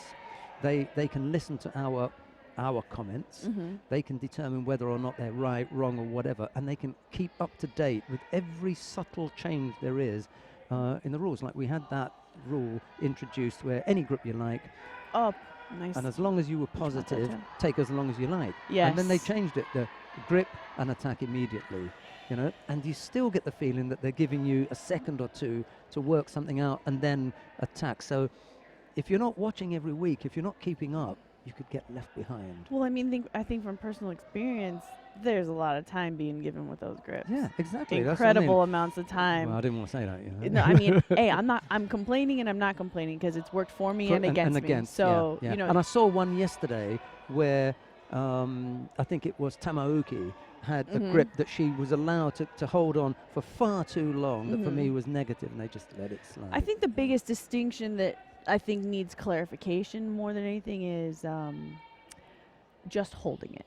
You can't just sit there and do hold nothing in what I call basically unbreakable grips sometimes. Yeah, They're and just so difficult to break. So it becomes a very defensive thing, and I don't see consistency in those calls. And now I understand it.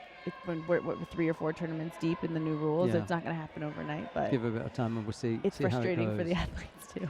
Right, I am going to let Marty Malloy join Angelica Delgado, because Angelica's standing next to me like a spear, She won't leave me ever. At a party. It's like when you've met someone and your best friend is hanging around. Hey, no, it's okay, no, stay, honey, you stay.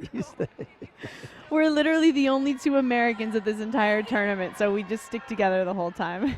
It's Marty who's going to go. But I want to thank Angelica Delgado for coming. I want to thank Marty Malloy. I want to congratulate you for super performances. Both came here, hoping to go away with medals. You both got medals. You did really well. But Angelica's continued improvement is really worth mentioning again. And I mentioned it yesterday. I'm going to mention it again. Absolutely super. And she's just outside the top 10. She's a rising star. Rising star. What a thing. She's standing here blushing now. She's got black t-shirt on, red face. You gotta tell her the opposite so that she stays hungry. If she gets all satisfied and stuff, she might not. I think she's just moved from that stage of just being somebody who's on the circuit to be somebody that they want to avoid on the circuit. You don't want to be fighting her because she's got some weapons, and now we're seeing them. And she's mean. Don't let her angelic little face trick you. She's a feisty little girl. No way. Tough. I've seen her at the official function at in Miami when she was all dolled up and dressed up. I'd never finished that story. Well, that's for an off mic story, but hey, deserved. She works hard. So back to the action. Thanks very much to Martin Malone. Thanks very much to My Angelica pleasure. Delgado. Good It's 2 to see you, Shidos Sheldon. to 1. Marty Molly is off with her engagement ring. Very attractive engagement ring it is too. Right, Ogata has picked up 2 penalties. Ferrari has picked up 2 penalties, and we've got 18 seconds left to go. And the only 2 Americans in the building are out of here. So that was nice.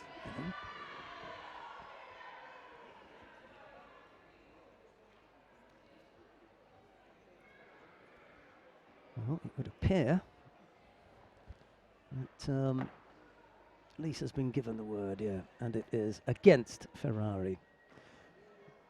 Ferrari picks up a penalty.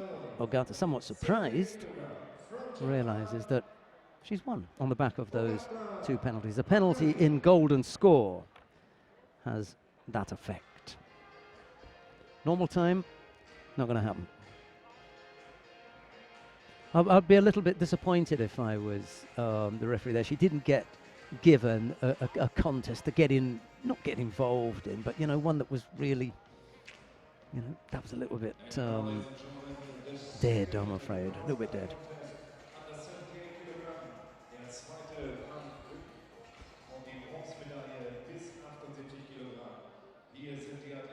So Ogata takes it that Japanese are 2 for 2 here, aren't they? European champion and 3-time gold medalist at last year's Grand Prix from Hungary, Abigail. Ono taking it in the 70s. The silver medalist of the European Cup in Bratislava 2015 from Italy, Linda Politi. No, they're not 2 for 2 because we haven't come to the final yet. It's Hamada Shori with the chance against Park Yoo-jin. But before that, we've got Linda Politi of Italy. She faces Yo Abigail of Hungary. And for those of you who are regular watchers of international judo, it's a question of whether Politi can stay off the left-sided leg attacks from Yo Abigail. It's a really strange one. She is so good at what she does when it works well that it's attractive to watch. And there are times when it's so frustrating and that's beautiful, really lovely score. This is what I was saying earlier on. When Yo is able to put together combinations, she's one of the most dangerous players in that weight category. Uchimata Kojigari, in a previous contest, it just didn't materialize. This is when Yo is at her most dangerous. When the direction, because Politi is defending against one direction, and that's forward. But when Yo can put together the combinations, that's when she's at her most dangerous.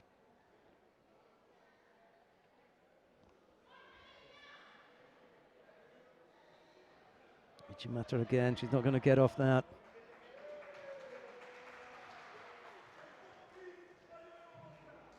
Maybe Yo doesn't think that it's anything. She's got a big smile on her face, look.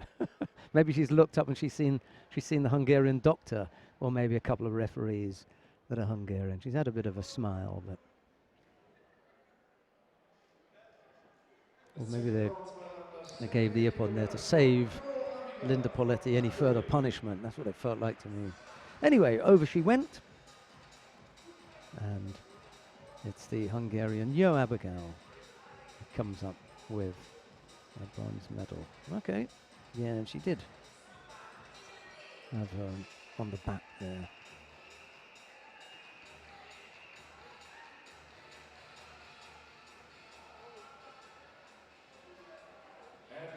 Right, coming up next, the final of the under 78 kilo categories. Only 25 to 4. At 4:30, it will all be over.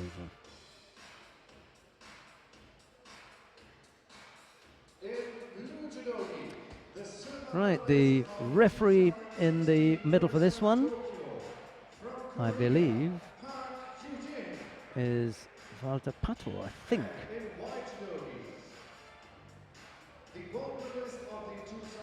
I believe that's who it is. I hope so. In the white judogi, Hamada Shori of Japan. In the blue judogi, Park Yoo-jin of the Republic of Korea.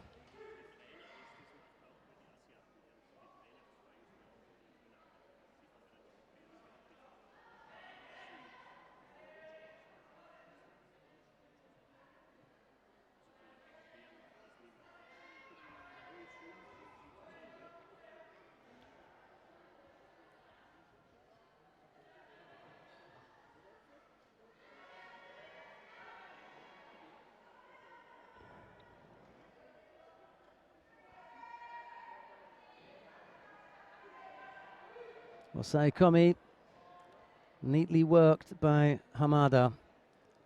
As Park trapped there. Beautifully trapped. Shoulder and arm all wrapped up neatly by Hamada. Well, they're tumbling pretty quickly in the final block, aren't they? That's the 78 kilo category done. Ogata taking the first of the bronze medals. Yo taking the second of the bronze medals, both by Ippon, and now Hamada over Park. Again by Ippon. We've had three Ippons in quick time there. So we've got one weight category left and the three presentations to come. Going through these pretty swiftly. Okay, we're going to go down to the far end of the competition hall where the awarding ceremony is about to get underway.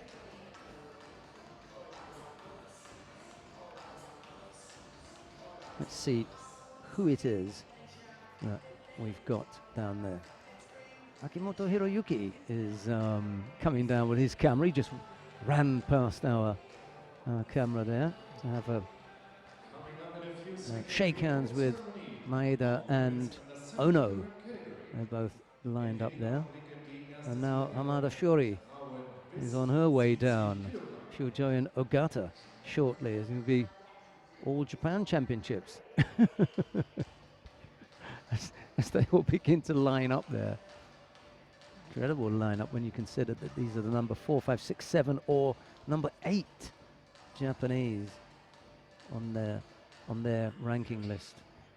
Really strong showing here from the Japanese. Okay, we are about to get underway. They will march on. I suppose it will be Zupancic who will lead them on, because they normally have the silver medalist, then Ono, the gold medalist, and the two bronze medalists, Maeda and Howell. There you go, that's how they line up. Sports Director of European Judo Union.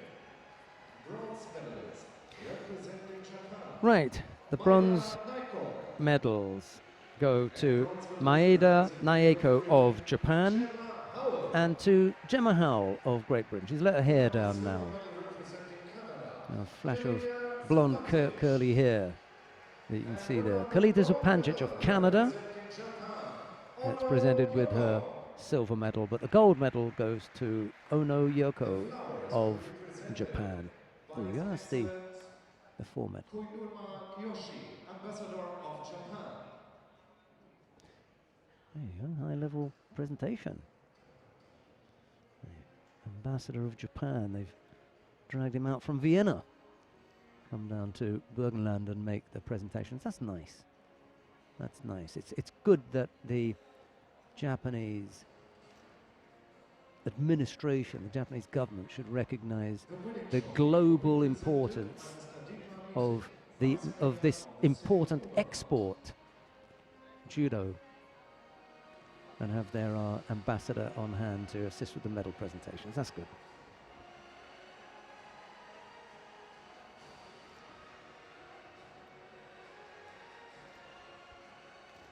Ladies and gentlemen, now please stand for the national anthem of Japan. And now the national anthem of Japan.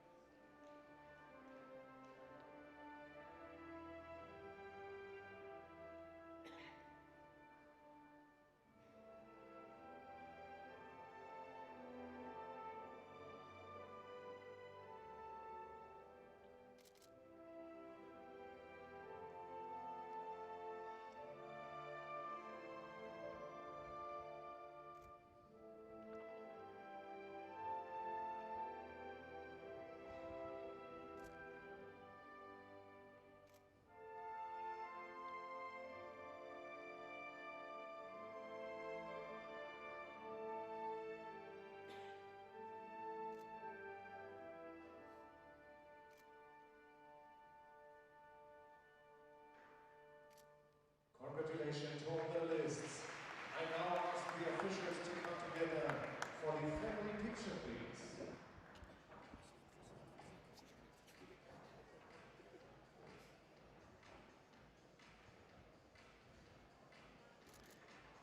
Maeda and Howell were the bronze medalists.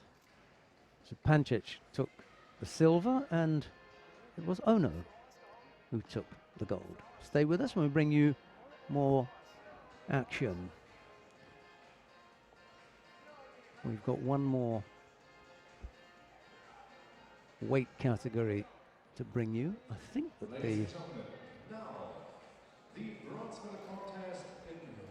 the next item on the agenda are the bronze medal contests in the plus 78 kilo category. And the first of these features Yamamoto Sara of Japan. She faces Lee Yun-ju of the Republic of Korea. It's Yamamoto in the white judogi, Lee in blue.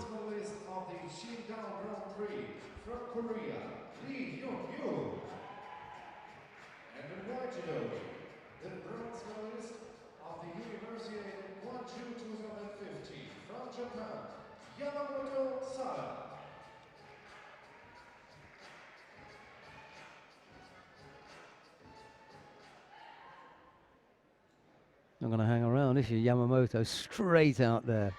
It's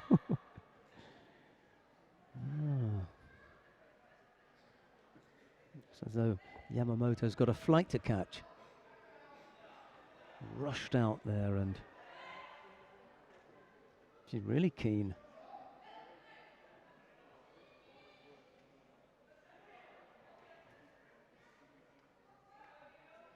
Lee's having to really fight this off. Couldn't finish off with the Uchimata. It was a nice little look there, a stab at the Uchimata, but it didn't come off.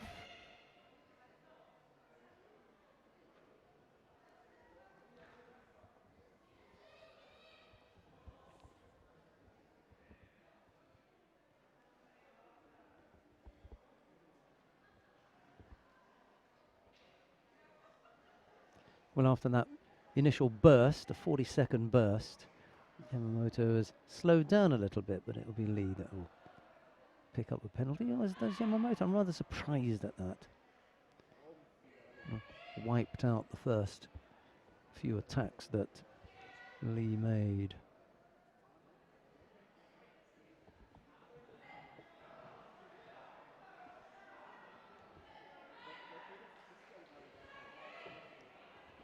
On the big screen, we've got Rome on there.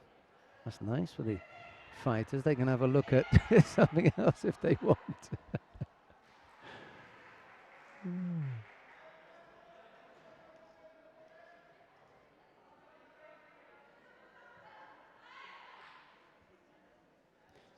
Both fighters have picked up a single Shido. 2:40 left to go.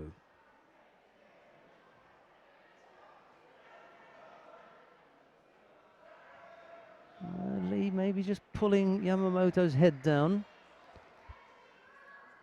It could be that Yamamoto will get the penalty for an overly defensive posture. The suggestion is that Yamamoto could have stood herself up. Possible. Makikomi coming. But she doesn't score.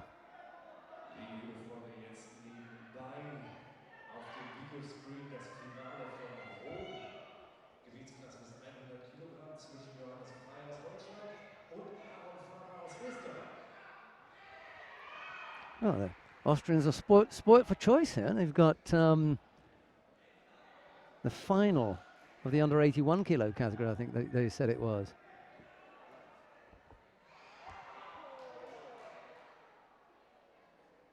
All sorts of screams and everything going on.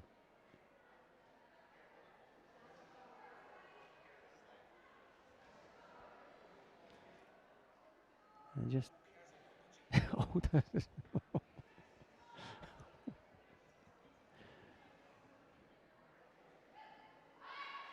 well, we continue. No score yet. 2 penalties picked up by Yamamoto Sara, and Lee Yun-ju has picked up the 1. Well, it's a really, I think it's a good thing that the Austrian Judo Federation have been able to do, to have a big screen to do all the replays and everything here. But they're taking advantage of the technology, and they're actually showing the final in Rome, where one of their Austrian men is in the final and is leading with Wasari. So there's excitement in the crowd whilst they can watch Yamamoto and Lee, but they can also watch their own fight. I think it's really good.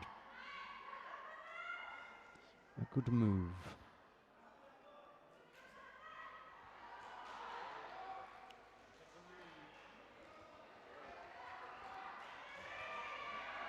No, you're gonna hear some cheering, but it's got nothing to do with the contest that's taking place in the middle here. It's all about the contest that's taking place in Rome.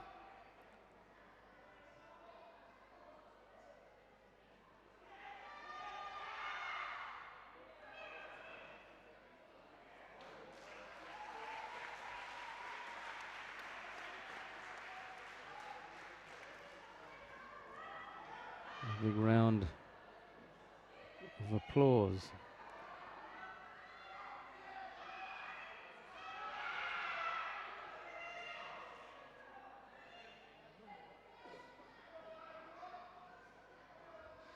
Yeah, there was a big round of applause for Aaron Farrer of Austria as he defeated Johannes Frey of Germany. So they may not have taken a gold medal here today, but they took one in Rome. That was in the under 100 kilo category.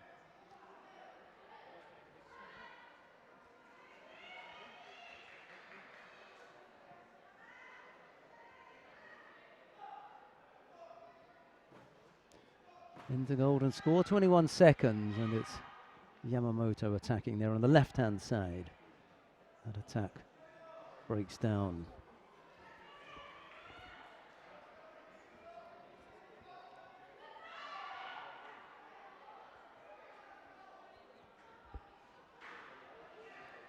Actually, sorry, we weren't into golden score. It was counting down to golden score. 5 seconds left to go. A last-ditch effort either from Yamamoto or Lee could do it here. Well, doesn't happen, so we are going to have a period of golden score. Keine technischen Wertungen in der regulären Kampfzeit. Also muss das Golden Score die entscheiden.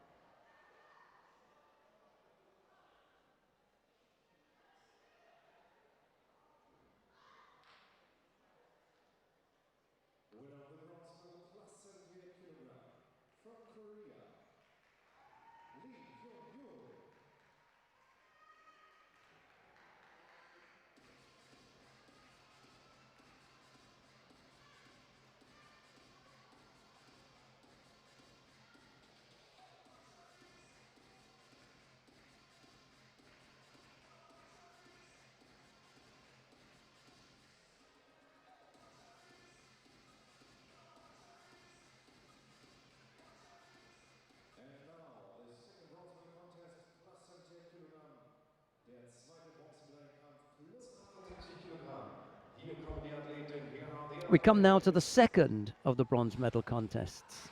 Ivana Maranic of Croatia faces Kerstin Busso of Germany. Maranic in the white judogi, Busso in blue. Well, they're not that far away as far as places are concerned. Just get the feeling that Maranic has moved up here for a couple of reasons. One of them is she's probably able to defeat the current Croatian representative at plus 78, so looking to steal that place.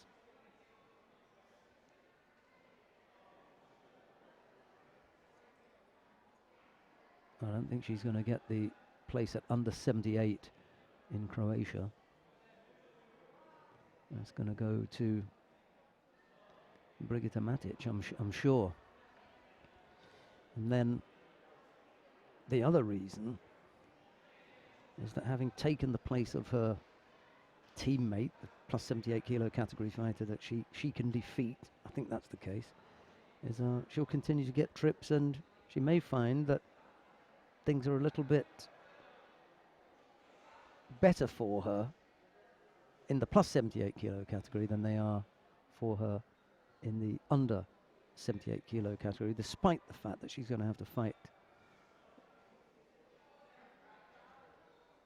against opposition who almost certainly will always be heavier than she is. Both fighters have picked up a penalty.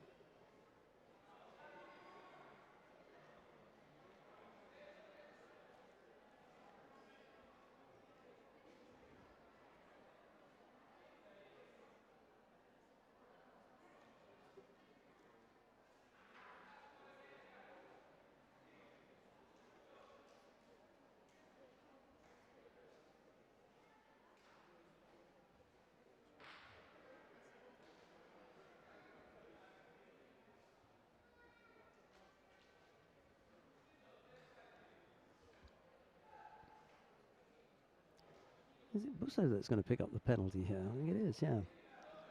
Holding on to one side of the jacket without attacking.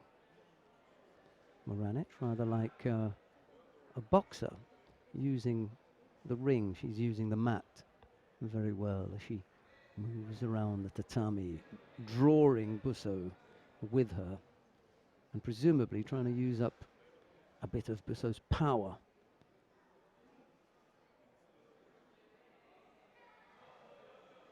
She could be clever. I don't think that's the one, though.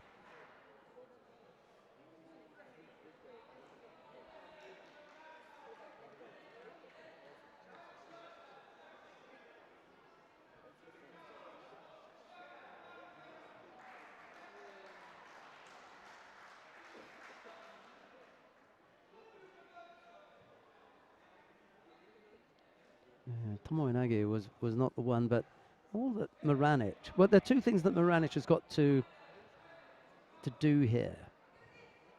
Avoid getting caught.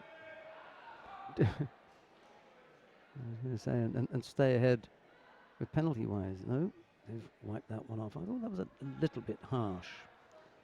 Anyway, they did erase that penalty. So Busso has picked up two. Maranic just the one. Single score would do it in normal time if they then remained with a single score. In the golden score period, if it goes that far, then a single score would end the contest. But we've got a while to go there, 50-odd seconds left to go, and I think Busso is about to be given a third penalty here.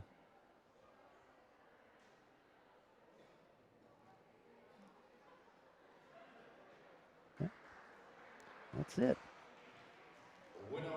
They would have done well to have applied that kind of interpretation to a contest. They'd have done well to have applied that last week with Chiamio and Sato in Paris in the final of the under 78 kilo category, but perhaps the less said about that, the better. That was the bronze medal contest that we just saw. There we come now to the final of the plus 78 kilo category. A chance for the Koreans to steal it from the Japanese, or else it's going to be a clean sweep on day 2.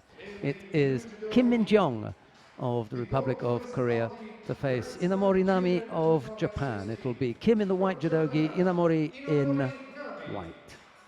And in white judogi, the bronze medalist of the Paris Grand Slam this year from Korea, Kim Min-jong.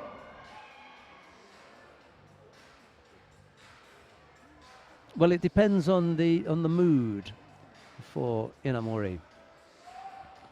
Is she in the mood? We shall see. She's made it this far. Kim Min-jong, she's already seen her teammate take a bronze medal against Yamamoto in the other Japan-Korea matchup. The Japanese will be hoping this goes the other way, that they can take it.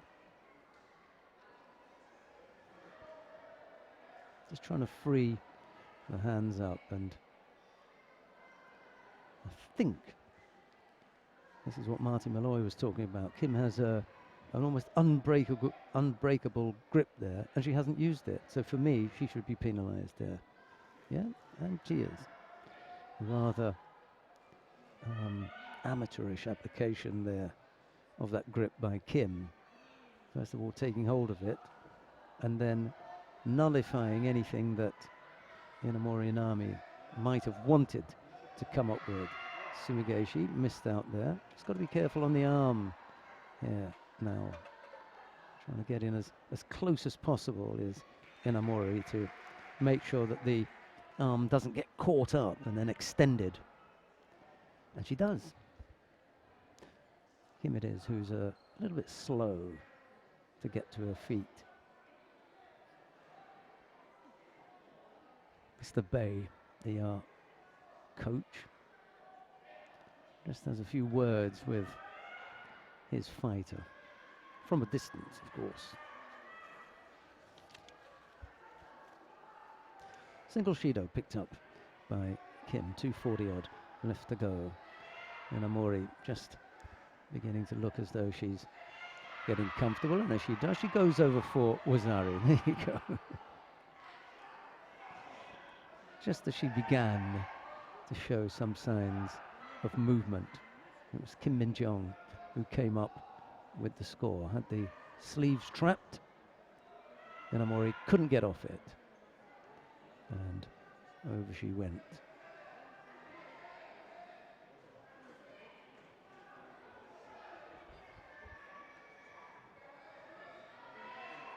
If it worked once, let's try it again. She does, but this time Inamori is able to move around to her left, and she avoids getting caught.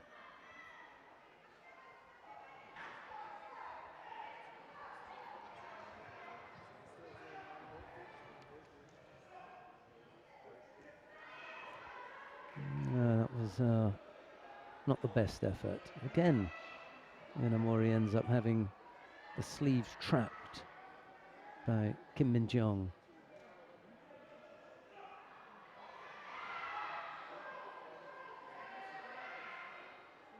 Not quite. Inamori attacking over on the right side, but not able to come up with a score. And there's a minute and a half left to go. Inamori's got to work this one out fairly quickly now, because if she continues to have her sleeves caught and gets trapped, she's not going to be able to generate any offense.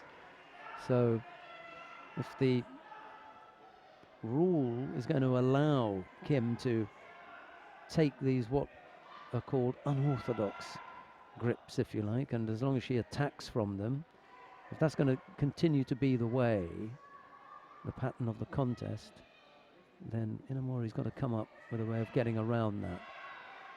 A rather tired looking effort from Kim, but she's keeping up the rate of attacks, and it'll be Inamori to get penalised next, I'm sure. Mind you, Kim has already picked up the positive score. She'll be happy to... Sorry, she'll be happy to see the clock run out. Inamori's going to have to do a bit of chasing here.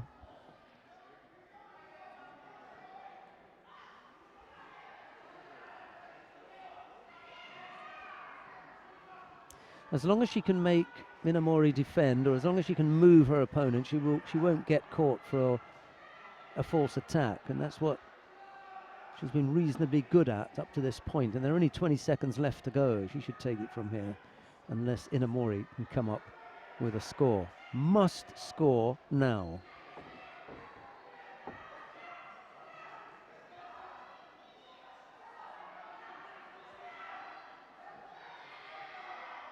Won't matter if she picks up a penalty for a drop here. There won't be enough time. Inamori hasn't been able to get to grips with the grips of Kim Min-jong, and this one has got away from the Japanese. It won't be a clean sweep for them. Kim Min-jong jumps in there, and in exactly the same way that her teammate Lee Eun-ju took the medal from a Japanese. It's now the turn of Kim Min-jong, the number 1 seed, to take that medal from Inamori Nami. So the number 1 seed in the plus 78 kilo category lives up to her top billing. She takes gold in the plus 78 kilo category. The number 1 seed in the under 78 kilo category, Yo Abigail of Hungary, ended up in the bronze medal position, and Kalida Zupancic of Canada, the number 1 seed in the under 70 kilo category, she ended up with the silver medal. So the seeding was pretty close. Not perfect, but pretty close.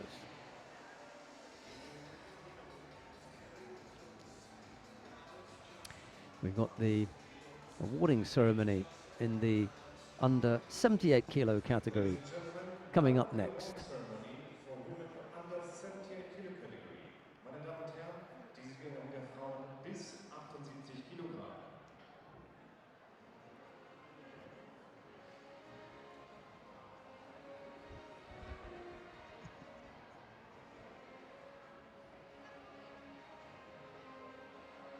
The medals will be presented by the marketing director of the European Judo Union, Peter Friese. Right, here we go with the medal presentation in the under 78 kilo category. The bronze medals go to Yo Abigail of Hungary and to Ogata Akari of Japan. Winner of the silver medal, representing Korea, Park Yoo-jin. The silver medal goes to Park Yoo-jin of the Republic of Korea. And winner of the gold medal, representing Japan, The gold medal Hamada Shori. goes to Hamada Shori of Japan. The flowers will be presented by Mr. Albert Weiner, Technical Director of the Austrian Judo Federation.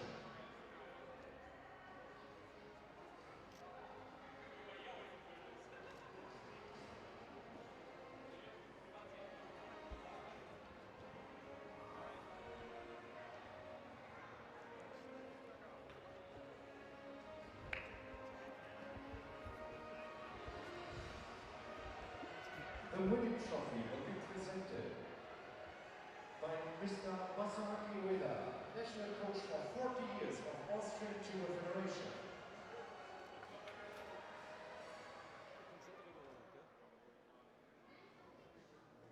Ladies and gentlemen, now please stand for the national anthem of Japan. Bitte erheben Sie sich für die japanische Nationalhymne. And now the national anthem of Japan.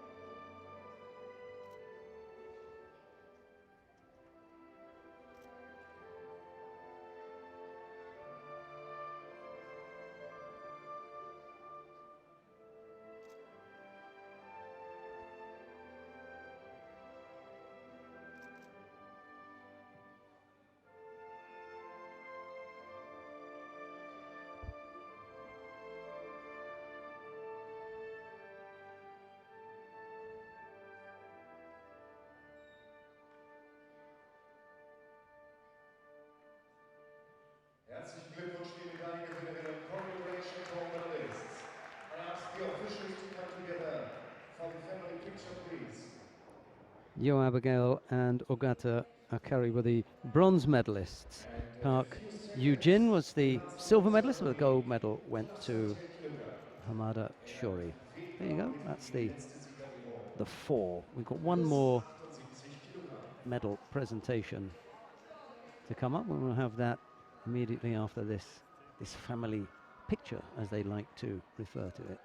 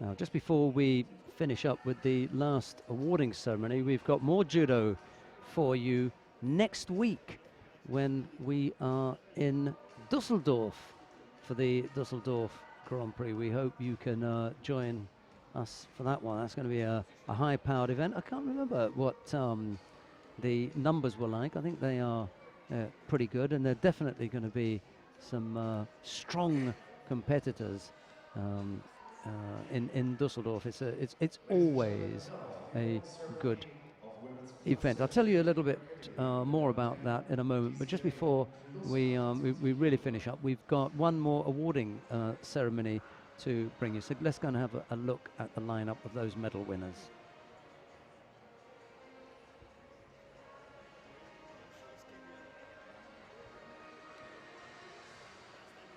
The medals will be presented by Dr. Hans-Paul Kuschera, Vice President of the European Judo Union.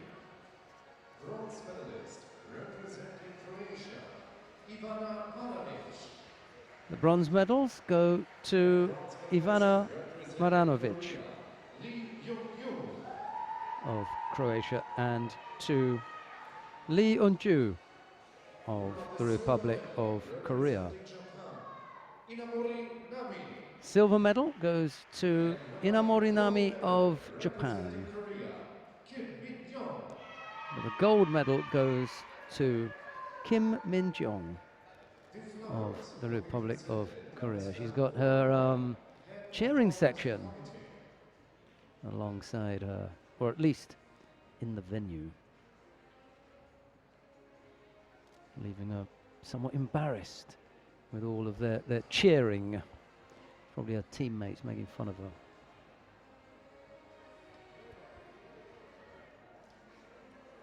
Now, I mentioned Dusseldorf. It's 3 days of competition. Friday, Saturday and Sunday, beginning Friday the 24th of February. I think it's Carnival weekend in Dusseldorf as well. It'll be a busy time. So if you're not involved in Carnival, you can come along and join us for the judo. We look forward to your company then. And now the national anthem of Korea.